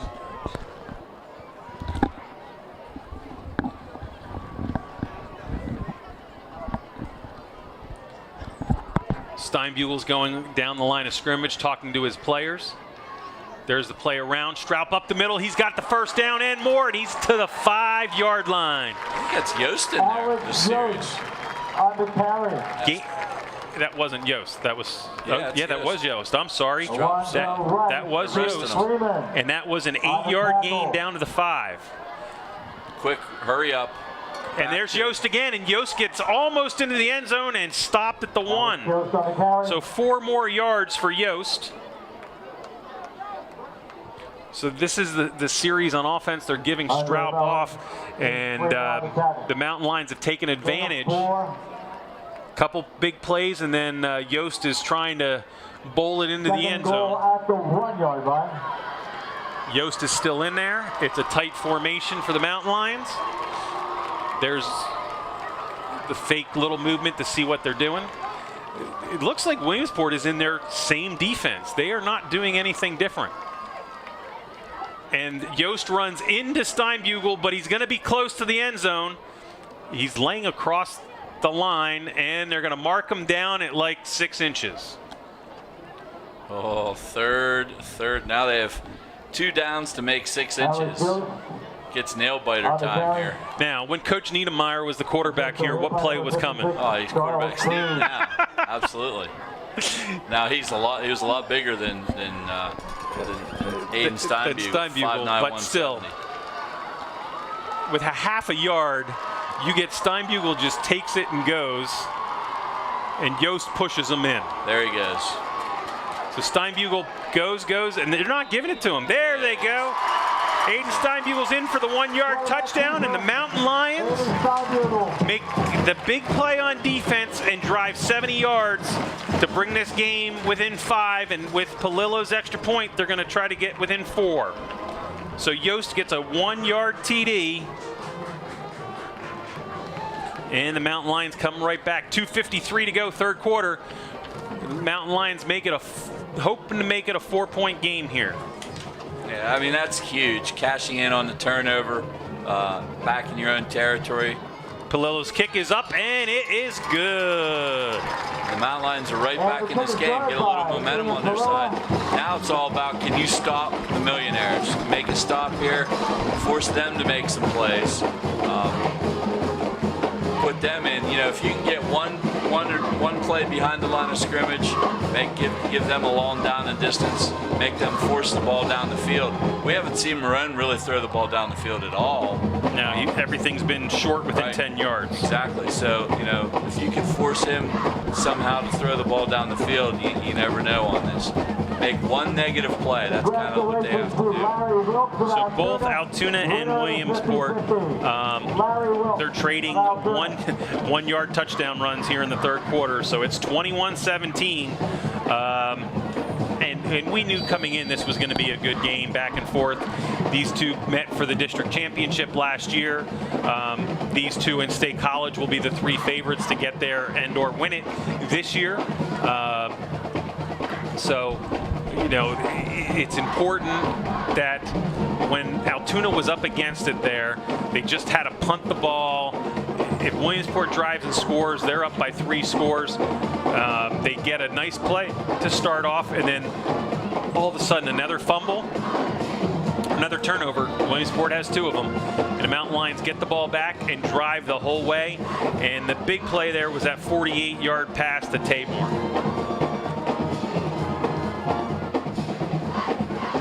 Crawford with the kick, and it rolls deep. Actually, one of the up men reached up and Tabor tried to grab it. Freeman has it. He got the corner again, and he's going to get to about the 43, 44-yard line before he's brought down. So that was a line drive ball, and for some reason Hennigan reached up and tried to grab it instead of letting it go back to his deep man. But Freeman picked it up, and everybody's walking backwards. So there's a flag at the 30. Probably a block in the back would be my guess. So the Mountain Lions are going to actually push the Millionaires, back to the 20. Yeah, that's what it looks like. They're going to start the 20. So that cost them 23 yards from the 43 there. That is the worst starting position that Williamsport has had tonight. Right.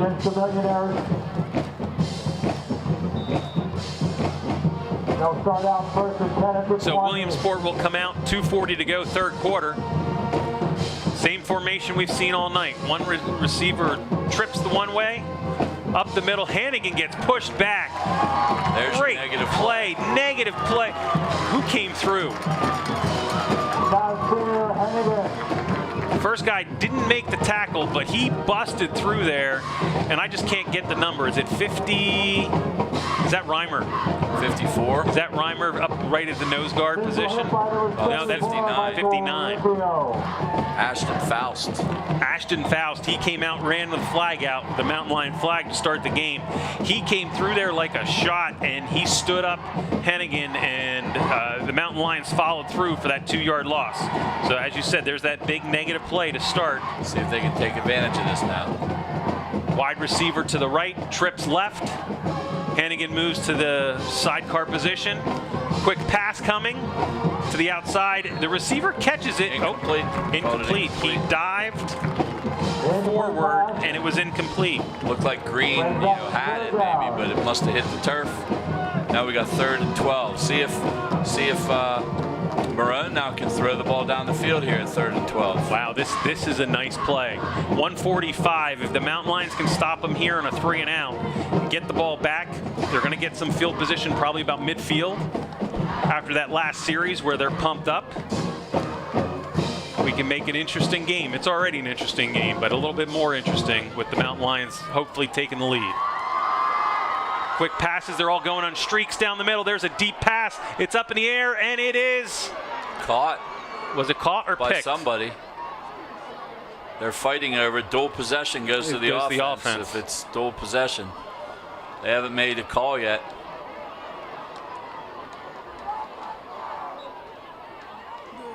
The Altoona Mountain Lion sideline is saying they have it. Williamsport's saying they have it, and that's interesting. Because even though the Mountain Lions came out with the ball, they're giving it to Williamsport at the 50. So who was the receiver who caught it? I have no idea. So that's a 32-yard gain. And he just threw it up for grabs. That was extremely fortunate for Williamsport. I think Tyson Reed had the ball first. Yeah, I do and too. And then the guy took it from him, is I think what happened. And I want to say it was number 15, but I'm not 100% sure. Run up the middle. Mountain Lions stuff it right at the line of scrimmage. We'll give them 1. Manny Miller right there. So yeah, that's unfortunate for the Mountain Lions. The big 30-yard gain. Williamsport they ran a streak and let their quarterback just throw the ball. And as you said, I'm pretty sure I agree with you that the Mountain Lions did come up with it, as Tyson Reed looked like he had it when they went down, and then the guy, they all dove in like a pile, and they called a dual possession because they were. Here comes a reverse. This is pretty. See open. that up here? There's a tackle. Yeah, that's coming back. And when I say tackle, that's a tackle on the offensive guy tackling the defenser. Avery Campbell. So Campbell is now complaining. It's a clear hold. But he tackled the cornerback. If not, it's a downfield block. But he tackled him. It's going to be a holding, and it's going to be brought back. So it's going to come back to the 49. It's basically going to be like a loss of 2 instead of a gain of 20-something. Right. And down over. It's almost like it's a do-over. Right. Mason Walk was out there. He's the one that got held. That was the weirdest. That was a 9-yard walk-off. Yeah. From the 41 back to the 50. So it basically goes to 2nd and 10. Right. Oh, you got twins both ways. Or twins right, slot left. Marone back in shotgun formation. He's going to throw a quick pass out in the flats, and it is caught by Harden. Harden is then stood up and tackled. Oh, they blew it dead. They blew it dead. The ball was fumbled, but we'll give them 7 on the gain. So the Mountain Lions have got way more aggressive here. They're bringing some people now. They're bringing some linebackers, blitzing. And it's kind of like a do-or-die situation here.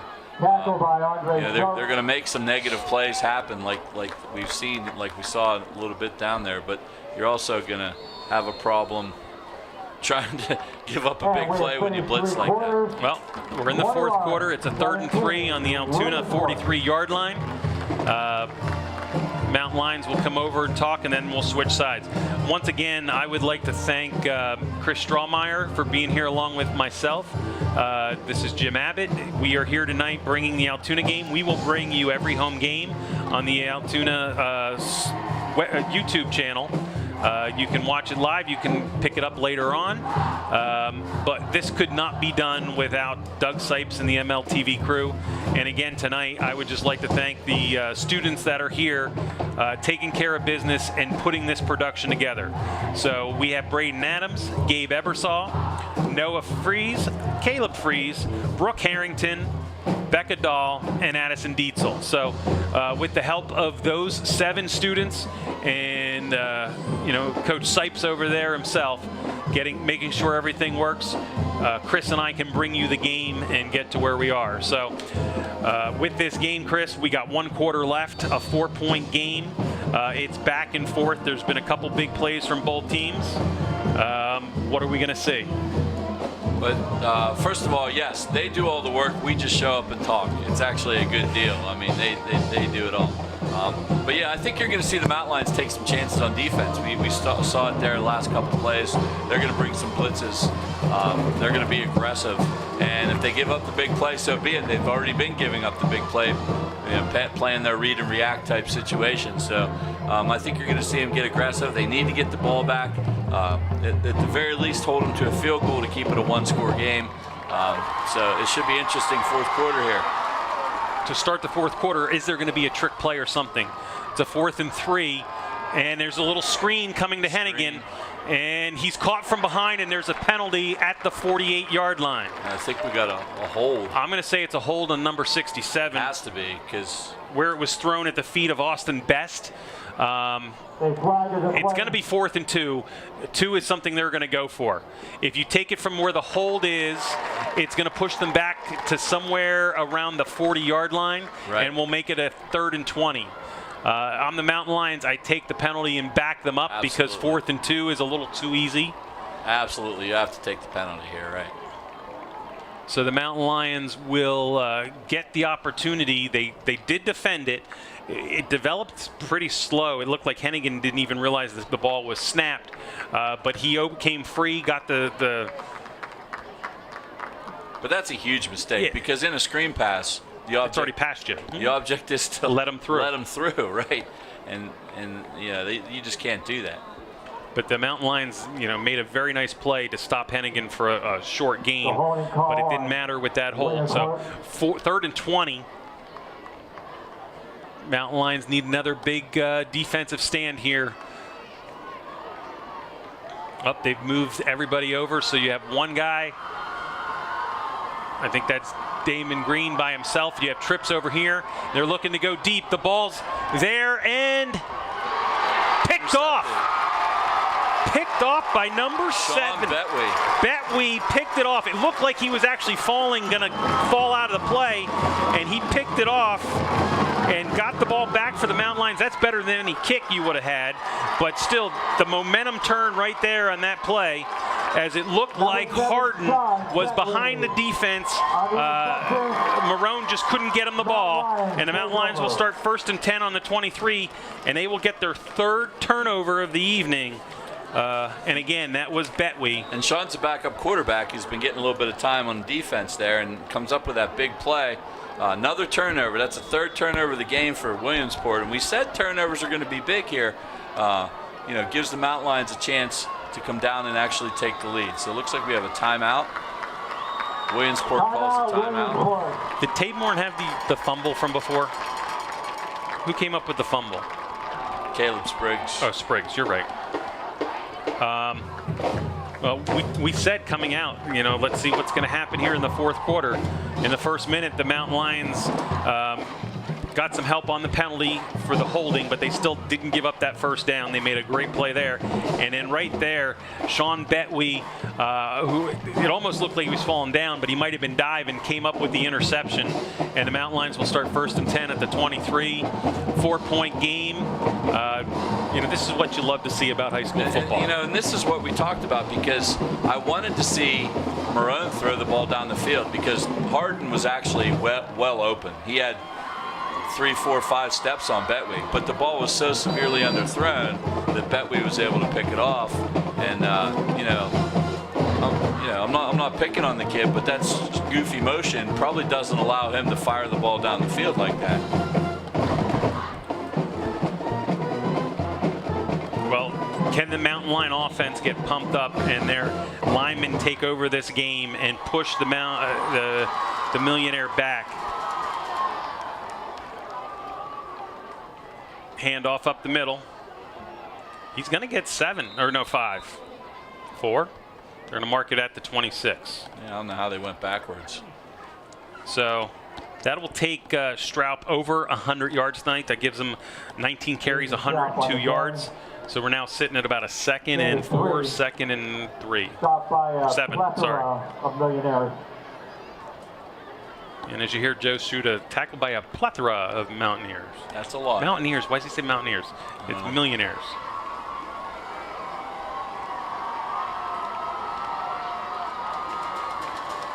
I guess they only gave him 3 on that. Yeah. 2nd and 7, huh? Looked like he got a little more. Reverse. Oh, it looked like there was a lot of room there, and a great defensive play by Dennis Johnson as he came up and got to the feet of Dokes. Dokes did pick up a positive gain of 3, but that could have been a lot bigger, and we are now in a 3rd and 4 situation. 10:21 to go, 4th quarter. Jim Abbott along with Chris Strahlmeyer here at Mansion Park. We're on the new turf. We've got a tight football game. Mountaineers, I keep saying that too. Williamsport Millionaires up 21-17 over the Mountain Lions. Steinbugle under center. The option pitch. Gets to the corner and does get the first down. He's out to the 34-yard line. It's the first time we've seen that all night, and that's one of their staple plays. And that's Dokes. So Dokes picked up, we needed 4, and it looks like we got 5. Clock moving, 9:52. Wouldn't it be nice to put together one of those drives that end just as time runs out? Oh, that would be nice. 9-minute drive. I still remember the one game when Larry Johnson and Tony Johnson were playing for State College. We took the opening kickoff and marched the entire first quarter and didn't score until the second quarter. Yeah, that's very difficult to do. A quad formation to the right. Steinbugle looking to run. He reverses field and takes off. He's going to go and get out of bounds and pick up 12 yards. Aiden Steinbugle on the carry. So there's another first down for the Mountain Lions. Yeah, just a broken play and Steinbugle using his athletic ability there to pick up the first down. They looked like they were trying to set up some sort of screen using 4 receivers out there, 3 of them to block. And number 4 from Williamsport, who has been all over the field tonight, Damon Green, sort of blew that up, and Steinbugle just turned and had nothing but Green to his left, and he took off and picked up a 12-yard run out of that scramble. Hand off to Straub. Up the middle, crosses midfield, and picks up 5 more. Just showing his ability right there. He jump cuts and he slithers and he's tough. And he has all the makings of what a running back should be. You know, he can run people over. He can make people miss. He does all that stuff, and he does it all inside where all the tough yards are. Tremendous football player, Ethan is. Trips again. And the Mountain Lions again, they do sort of that fake movement from the short man. Now they move back the other way, hand off to Straub, fake, and Steinbugle takes it. He goes down the seam, and he's down to the 30, the 20. He looks in and runs right into the safety and gets all the way down to the 14-yard line. So when Steinbugle knew he couldn't outrun him to the corner, he just turned and ran directly into Casey Walk and picks up a first down at the, where they put it, the 15. 34 yards for Aiden Steinbugle. And the Mountain Lions are in business. The only bad thing is it too quick. 8:55. At this point, you're going to hopefully put it in, get that lead. But Williamsport's going to have a chance with the ball again. Yeah, I mean, well, you know, you got to take the points when you can get them. You can't have it all. It would be nice if you could do that, but. Altoona driving on the 15, 8 minutes to go.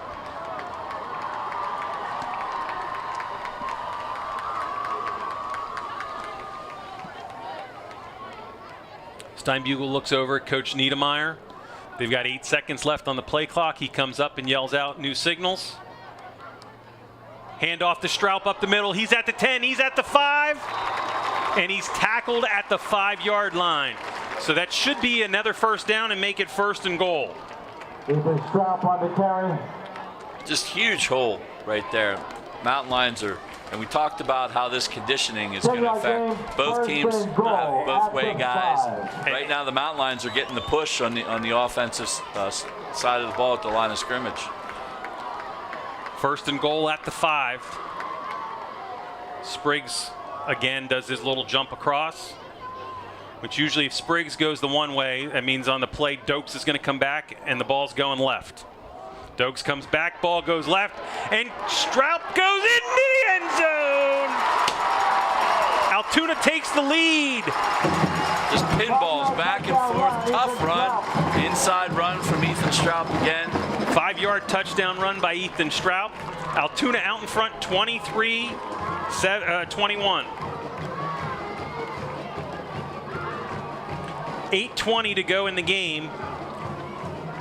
A great drive by the Mountain Lions. They have a way right now of just doing all the right things at the right time. I mean, you got to give the credit to Coach Camberg right now. The plays he's calling, I mean, they go inside when they need to. They go outside when it seems like they need Palillo's to. kick is up and good. And the kick is good. I mean, yes, that was a great drive.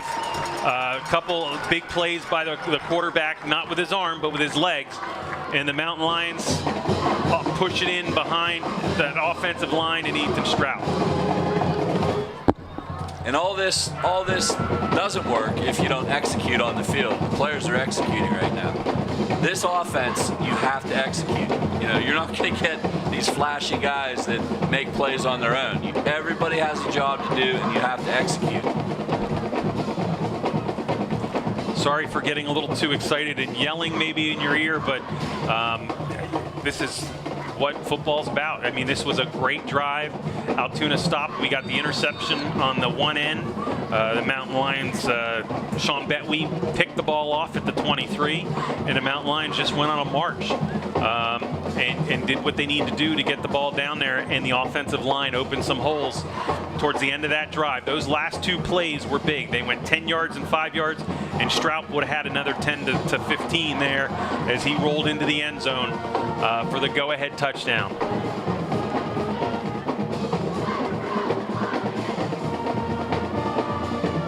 And that's Strout's second touchdown of the night. But again, 8:23 or 8:20 remaining in the game. Mountain Lions kicking off, and it's going to probably, it bounces out of bounds. Out of bounds. Are they going to make him kick again? If I'm Williamsport, I'd make you kick again. Right. But they look like they're going to just be satisfied and take it at the 35. Williamsport's run backs have been very good. So that ball was supposed to go, you know, to the numbers. It went a little to the outside, got out of bounds. They're going to make him They're kick making him kick again, which is actually smart on the Williamsport side because their returns have been averaging about 30 yards. Yeah. So it'll move the ball back to the 35. Kick going out of bounds is illegal procedure. You don't see this too often.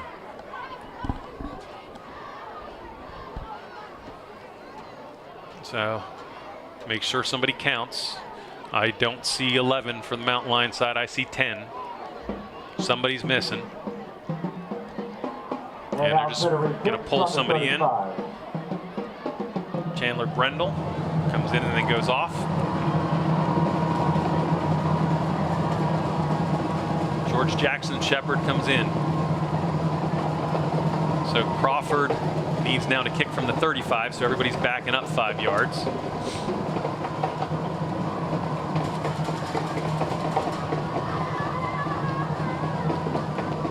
Altoona out in front, 24-21. That field goal before the half looms big.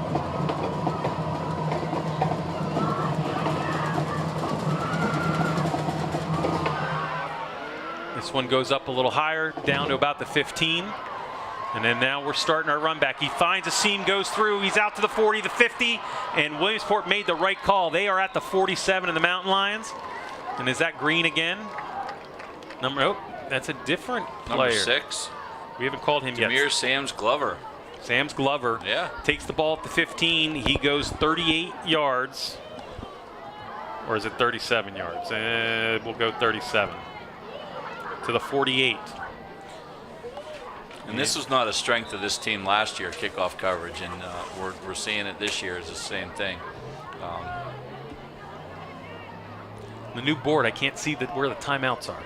They're the dots underneath the numbers. Fake pass, and it's just a handoff to Hennigan. He's going to run down to the 43, so we'll give him 5. Altoona has all 3. Williamsport has 2. Manny Miller, Connor We're under 8 Robber minutes to go in the game. with the 7:58 and running. That's a gain of 5. Well, is Williamsport going to be able to answer? Their one touchdown in this quarter, they Second drove the 5 ball at the 43-yard down, line. basically down Altoona's throat. Just continue to run to Hennigan. Marone looks over at the coaches. 5 seconds on the clock. He steps back now. 3, 2, Gets it off just in time.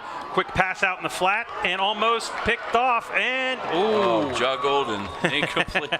Damon Green juggled that ball, and then it hit off of a Mountain Lion's back, and somebody almost picked it off, but was not able to get it. 3rd and 5, and you know, along with this aggressive defense that the Mountain Lions have employed here since about the middle towards the end of the 3rd quarter, they also changed their front. To like on 1st and 2nd down, they were going 4-man front. Now they're back to 3-man front, like that 3-5 look. Changing up their fronts, changing their looks on defense, which really has been effective. 3rd and 5, handoff to Hennigan. He breaks through down, and he will pick up the 1st down. He gets about 9. No, we're not going to go 9. We'll go 7. For the 1st down. He gets a 7-yard gain and another 1st down. It's at the 36. Alex Yost, Manny Miller with the stop. The thing is, on a 3rd and 5, is that 3-5 just a little too loose, because they walked the linebackers back a step expecting a pass. Right. So now it's 1st and 10 again. Marone comes up under center. You got 3 to the right, 1 to the left, and it's just going to be a handoff to Hennigan going right, and the Mountain Lions are there. Straub hits him and knocks him backwards. But it's going to be hit right at the line of scrimmage, so no gain for Hennigan there. Hennigan has 17 carries, 71 yards. That was a good job by Braun Mosley. He was in there. Straub was in there. Connor Reimer all getting penetration. Those linebackers getting penetration on that play. No gain, 2nd and 10. Stopping for no gain. 2nd and 10. Changed up a little. You got a twin situation to the left and a slot to the right. So you got 1 wide receiver and sort of a wing. It's a rollback, going to look for the pass. He's going to go deep, and there's 25 coming across the middle. Lobs it into the seam there. Yes. That's going to be a 22-yard gain, and that was to Freeman again, right? Yep. With the reception, Caleb Spriggs, Derek It's not 25. on the stop. Yeah, it was 25. It was Freeman. 22-yard completion. Big play there for Williamsport. So 6 minutes to go in the game. Williamsport in the red zone, 1st and down at the 14. As the Mountain Lions have an answer defensively here. Fake pass, quick draw to Freeman. Freeman up the middle, and we'll get about 7. Freeman on the carry. So we're going to go 2nd and 3 from the 7.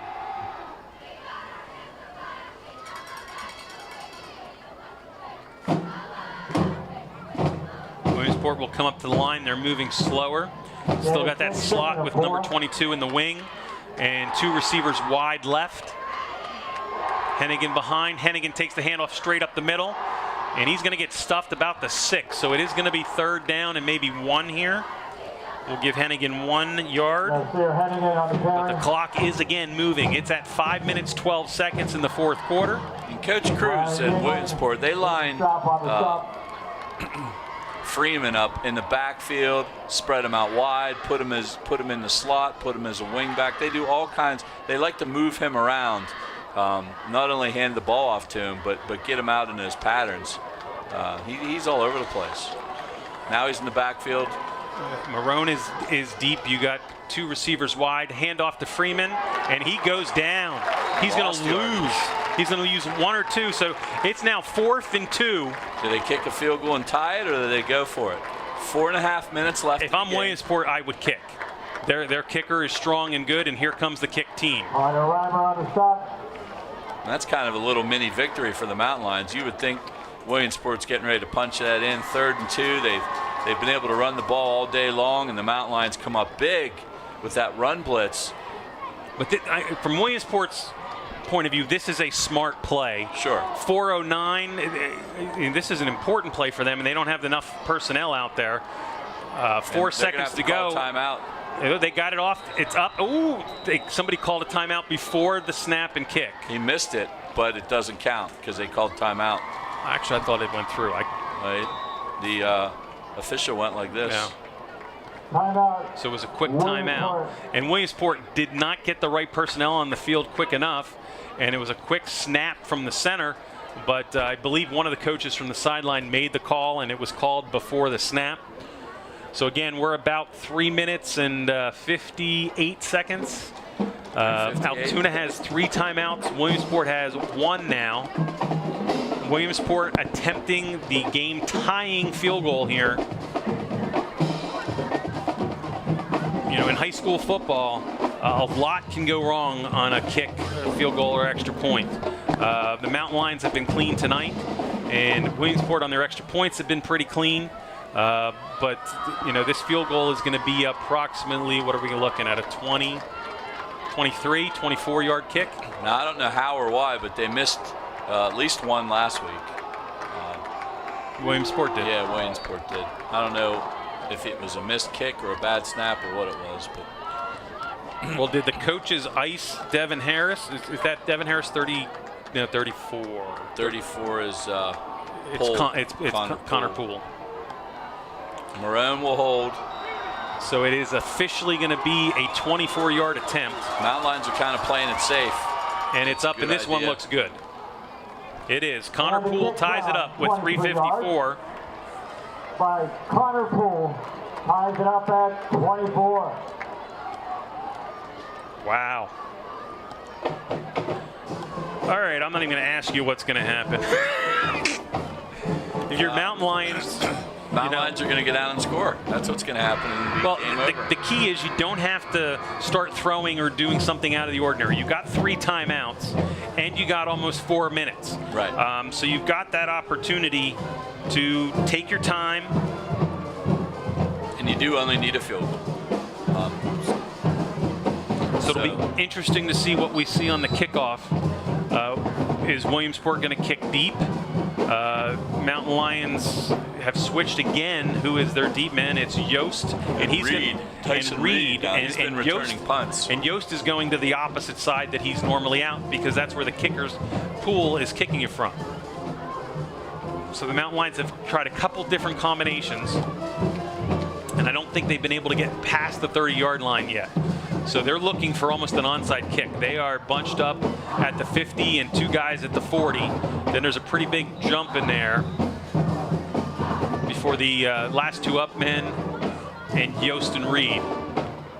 So Williamsport will fall out into their regular kickoff coverage. Poole comes up, kicks it to Yost. Yost is going to get it from about the 6. He's got a couple blockers in front of him. He finds a little bit of a hole, but again, Mountain Lions get tackled right around the 29. So they're going to start 1st and 10 at the 29. 3:48 to go in the game. Williamsport 24, Altoona 24. And you're still going to run your offense like you said. You don't need to get, you know, panicky here and do things different. Sebastian Robinson. So the score's tied, 24-24, 3:48 to go. Altoona starts out at the 29-yard line. Steinbugel is going to bring the team up to the line of scrimmage.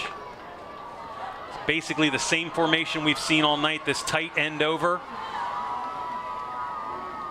And Strout takes it, gets a nice little hole. He's going to get up another 5 or 6 yards. So if you can keep going 5 and 6 to Strout, we're going to be in the right position as that clock is getting down towards zeros. So it's going to be 2nd and 4. That gives Strout 127 yards right now, at least unofficially, that I have him on 23 carries. It'd be nice to mix a 12 in there or a 15 somewhere, and then worry about the time. Because Williamsport, like we said, only has 1 timeout. Mountain Lions do have all 3. Williamsport's a little tighter. Strout gets the ball, breaks it to the outside. He's going down the sideline. 40. He's going to 30, 20, 10. And he is tackled at the 3-yard line. That's longer than I thought. Wow, you said 10. Yeah. Okay, we'll take 63, Cool. 62-yard run. 62-yard run by Ethan Strout. Again, is it too fast? Yeah, right. Because that was from the 34. 34. What a run. Ethan Strout.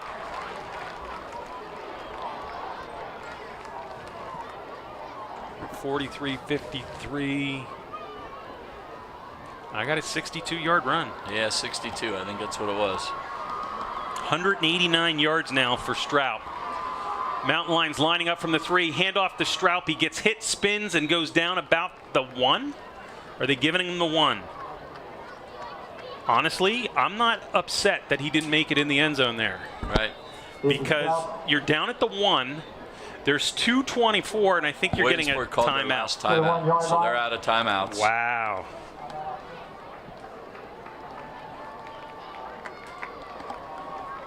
So Altoona has a first down or a second down at the 1-yard line. That was just an off-tackle play that they've run over and over and over that Straub actually just broke outside and got away from the Williamsport Well, that was the difference. He didn't continue straight up the middle. When the hole was stuffed, he broke it outside, and everybody was stuffed in on him. And when he broke it, I'm like, okay, he's going to get 15, 20 yards. And he has some speed. Right. He was flying. He went past 2 of the defenders, and then the one guy caught him from behind. And then I thought he was almost going to carry him into the end zone, but honestly, it was probably better because you've got some clock run down. Now you're down there. It stops. I don't want to say I don't want the score right now, but I wouldn't mind a no gain and let another 30, 40 seconds run off before you would score. Does Williamsport let him score? We're not quite to that point, I don't think, yet. I mean, there's still 2.5 left, right? Yeah, if you're Williamsport, I don't think you do that at this point. You still try to defend. Now, if it was Erie Prep in one of those championship games, they would let you score and then take the opening kickoff the whole way back. Well, I mean, it's different if there's like 40 seconds or 30, you know, where you could run it all the way down. But you have 2:24 to go in the game. It is tied at 24, and the Mountain Lions are at the 1-yard line on a 2nd and goal. Ooh, a little bit different formation. Twins left, or a slot left. 2 receivers to your left, and a bunched up position on the right, and it's a fumble off the snap. So the Mountain Lions didn't get in, and the clock's running. Did he fumble it, or did he just dive forward? No, he fumbled it. He fumbled off the snap. And I don't know if everybody knows what's going on. It's now 3rd down and short. The Mountain Lions have 33 seconds till they have to snap the ball. If I'm Coach Niedermeyer, he's telling them to be quiet or calm down. I'm going to go at this point, I'm going to let it run down to 2 seconds on the play clock, which will get it down to about 1:30 in the game, and then call a timeout. And Coach Niedermeyer's walking to the official. There's 14 seconds on the play clock. The team is huddled up right at the 3, right by the ball. He's going to let it run down. He's going to call timeout with 2 seconds left on the clock. Now. And there's the timeout. And now another thing to keep in mind is if you run it left and you don't score, you're right in the set middle. Your kicker up right in the middle for an easy chip shot to take the lead. You are 100% right. You know, at least you have options there. So do you try a handoff? You want the touchdown. Do you try a handoff at all, or do you just get it? Because that last play looked like it was on touch. There was no sound. And what happened is, I don't know if Steinbugle wasn't fully under center when the touch came, but that's what happened with the ball. The ball didn't get where it was supposed to be, and he dove forward on it. I just think you give it to Straub and let your man do the work here. I think that's what you do. I mean, if you know, there's an old saying in sports that you try to win with your best, and you know, if you're going to lose, at least you went with your best, and that's, I think that's what you do here. Well, you know, Williamsport's going to stack that box. They're going to have everybody. They don't have anybody covering the center. Is that my imagination, or is nobody covering the center? They're letting him score. They're going to let him score. They did. They let him score. Why? They let him score. That was 3rd down. Wow. I did not expect that. Williamsport did not get set. They just let him score. I think they thought that Altoona might come back and take a knee and let it run out more. The previous play, they didn't really try to do anything either. That's why it was so weird looking. I don't know. But Aiden Steinbugle scores a 1-yard touchdown with 1:32 to go in the game. The kick is good, and Altoona leads 31-24. That's an interesting call. Yeah. I think they wanted to do that last time, and it just didn't happen. Right.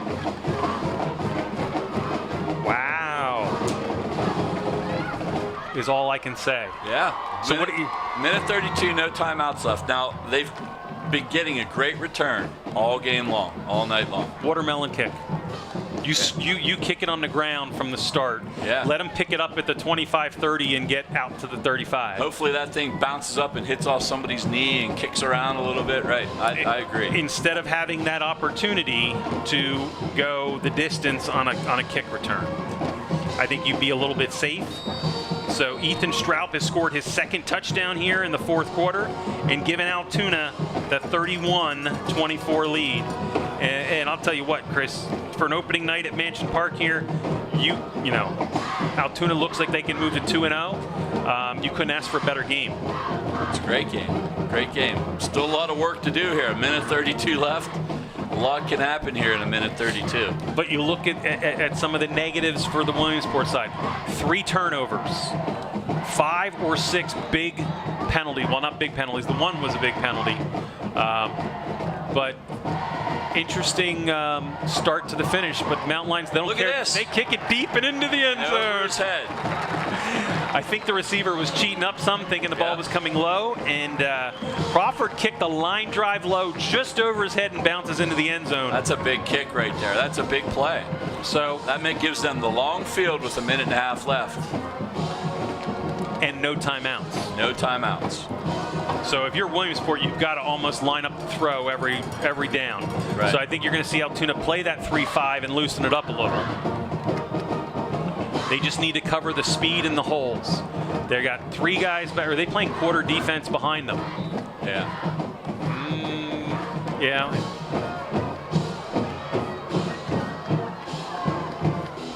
Marone goes back to pass and throws it in the flat. Incomplete. Incomplete pass intended for Keith Freeman.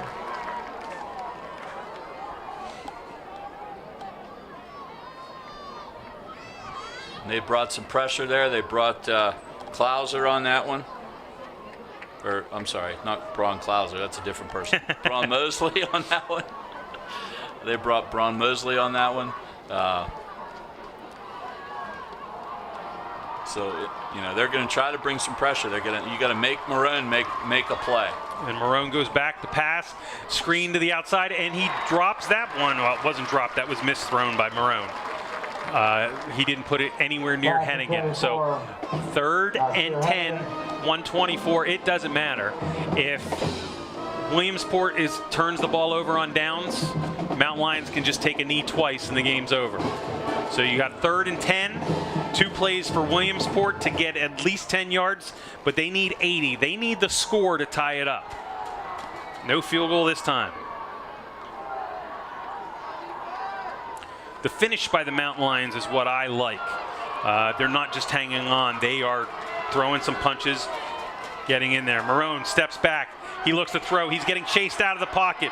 He's lofting one up for Harden, and Harden catches it and gets pushed out of bounds. So that is a gain of 27, 28. 20. Just another Harden fluttered throw that falls in the hands of a receiver. I mean, but to his credit, he escaped and he kept the play alive. And his ball, which we've been talking about a couple times, the interesting thing about that for him is it's got some air underneath it, and his receivers can run to it. Right. They need not a first down. And so Marone in the field of player is trying to run away. Throws the ball up, and there's a collision between the defender and the receiver, and it falls incomplete. Big hit by Spriggs there to break that play up on Hardison. I think both of them were going for the ball. It wasn't a real hit, but they did have a collision. Right. 107 to go, 2nd and 10. Second down. From the Williamsport 48. God, every play the clock stops. They need to play in one of these plays. Yeah, like an 8-yard gain where they stop and then run some of this off. Well, they're going to run most of their plays to the sidelines, so the Mountain Lions are lined accordingly. My call right here is they're going to go everybody run like a straight streak. Up. And Harden stops, and he gets a 7-8 yard catch. Jamir Harden. How many First down yards was number that? 22, Alex Yost. It's not a first. Oh, it was a first They down? gave him 10. I don't know how. They gave him exactly 10.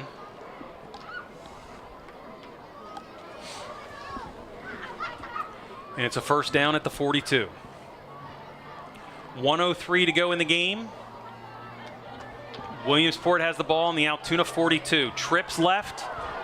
Campbell over to the right by himself. Marone just throws out into the flat. This one's picked up by Grain. He's heading out of bounds right at the 35. And they can't tackle him in bounds. So that's a gain of 7. Green on the reception, pushed out by number 5, Andre Yost. And they're just giving him this huge cushion because they don't want to get beat deep.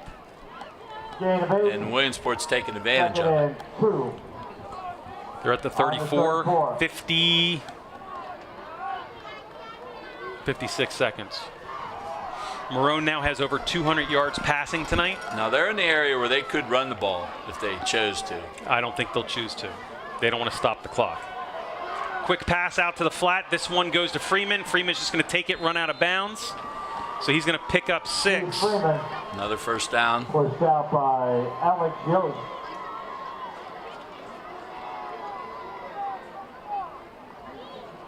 And the prevent defense is Preventing us from ending the game.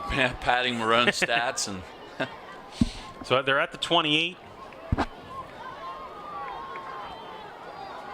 Again, we're in that similar formation. What are the officials doing? they're looking at the ball. Something They don't doesn't like the look ball. right. They're making Williamsport change out the ball. Maybe it's deflated. Yeah, we're not up in New England.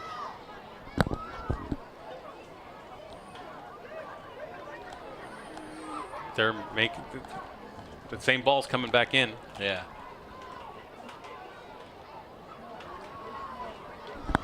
Lord knows what that was all about.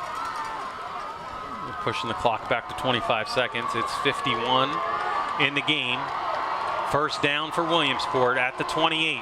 He's going to look for that screen pass off to the side. This is where you get This the is where you tackle. get the play, yep. This is where you get the tackle. Run, clock, run now. So that is a minus 2, minus 3 yards, minus 3. There's lining up quick, and they just He nailed it. He kneeled. He nailed it. So the clock, Yeah, keeps running. The clock keeps running. That's unbelievable. They're running the clock. He just kneeled down. Now it's fourth down.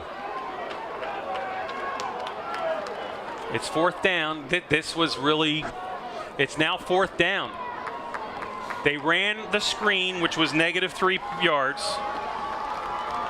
Then he kneeled down.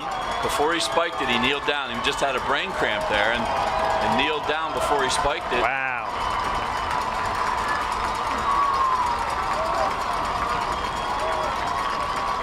Well, this is it. This is your game right here. 4th and 14 at the 32-yard line. The Mountain Lions need to make a stop before it reaches their own 18-yard line. Trips to the right. Marone back to throw. He's looking to the left, and he's got a wide open Harden, who is going to be danced around, and they pitch it out to Freeman. He dances out of bounds. That was smart. Yeah. 20 seconds to go, but did he get the first down? He moved backwards. He moved backwards. Wow. He still got it. They're giving him the first down. But that pitch and running out of bounds. 14-yard completion. 20 seconds.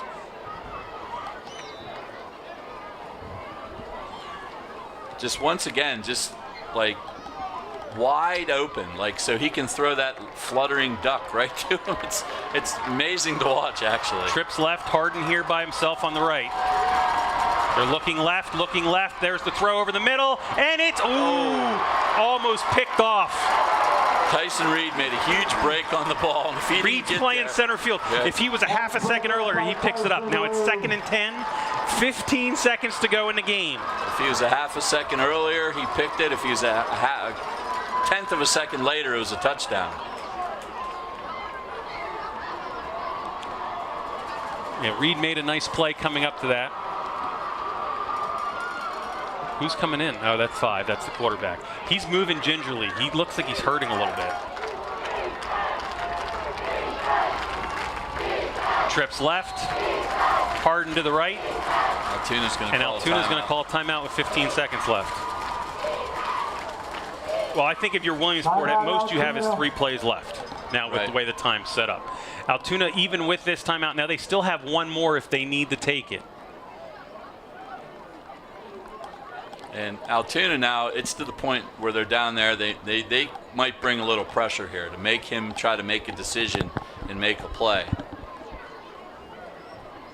I mean, you can't just keep sitting back here now that they're at the 18-yard line.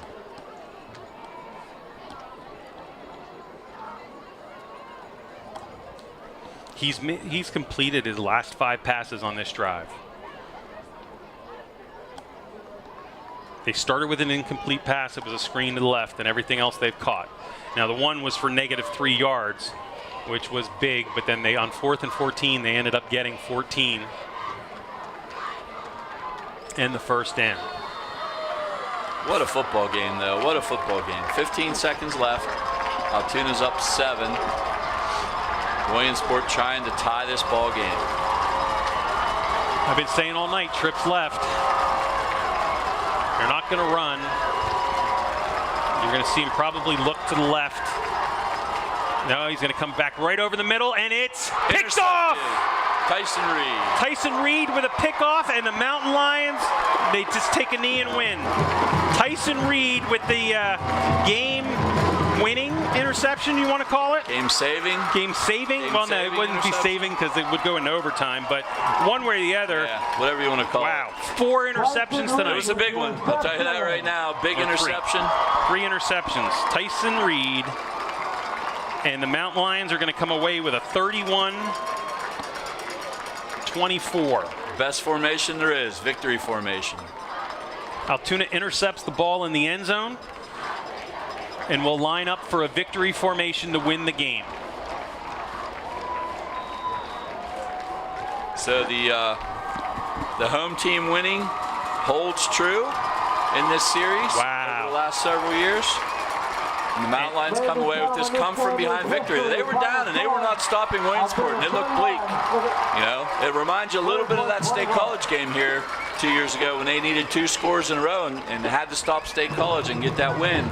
They did that here today with some big turnovers here in the 4th quarter and pull this victory out.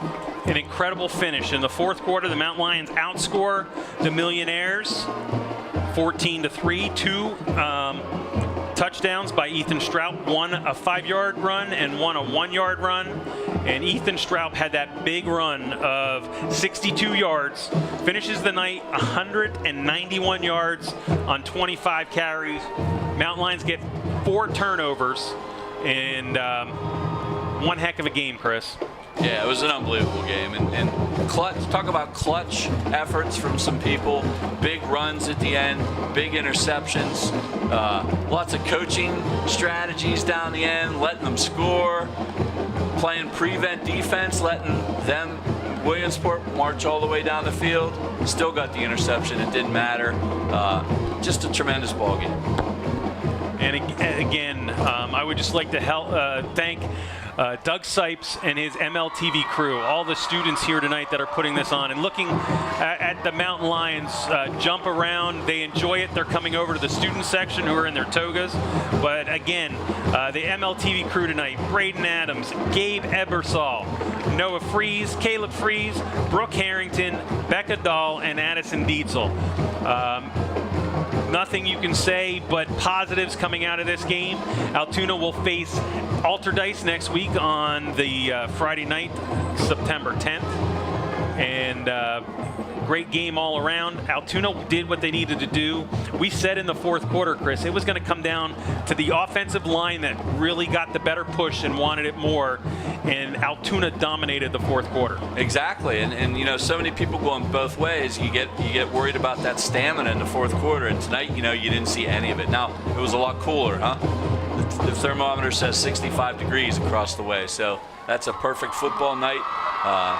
Just what more can you say? I mean, I can't believe how clutch. How about the clutch run on the previous drive when Aiden Steinbugle pulls that fake out and runs 34 yards down to the 15-yard line. So there were so many clutch plays.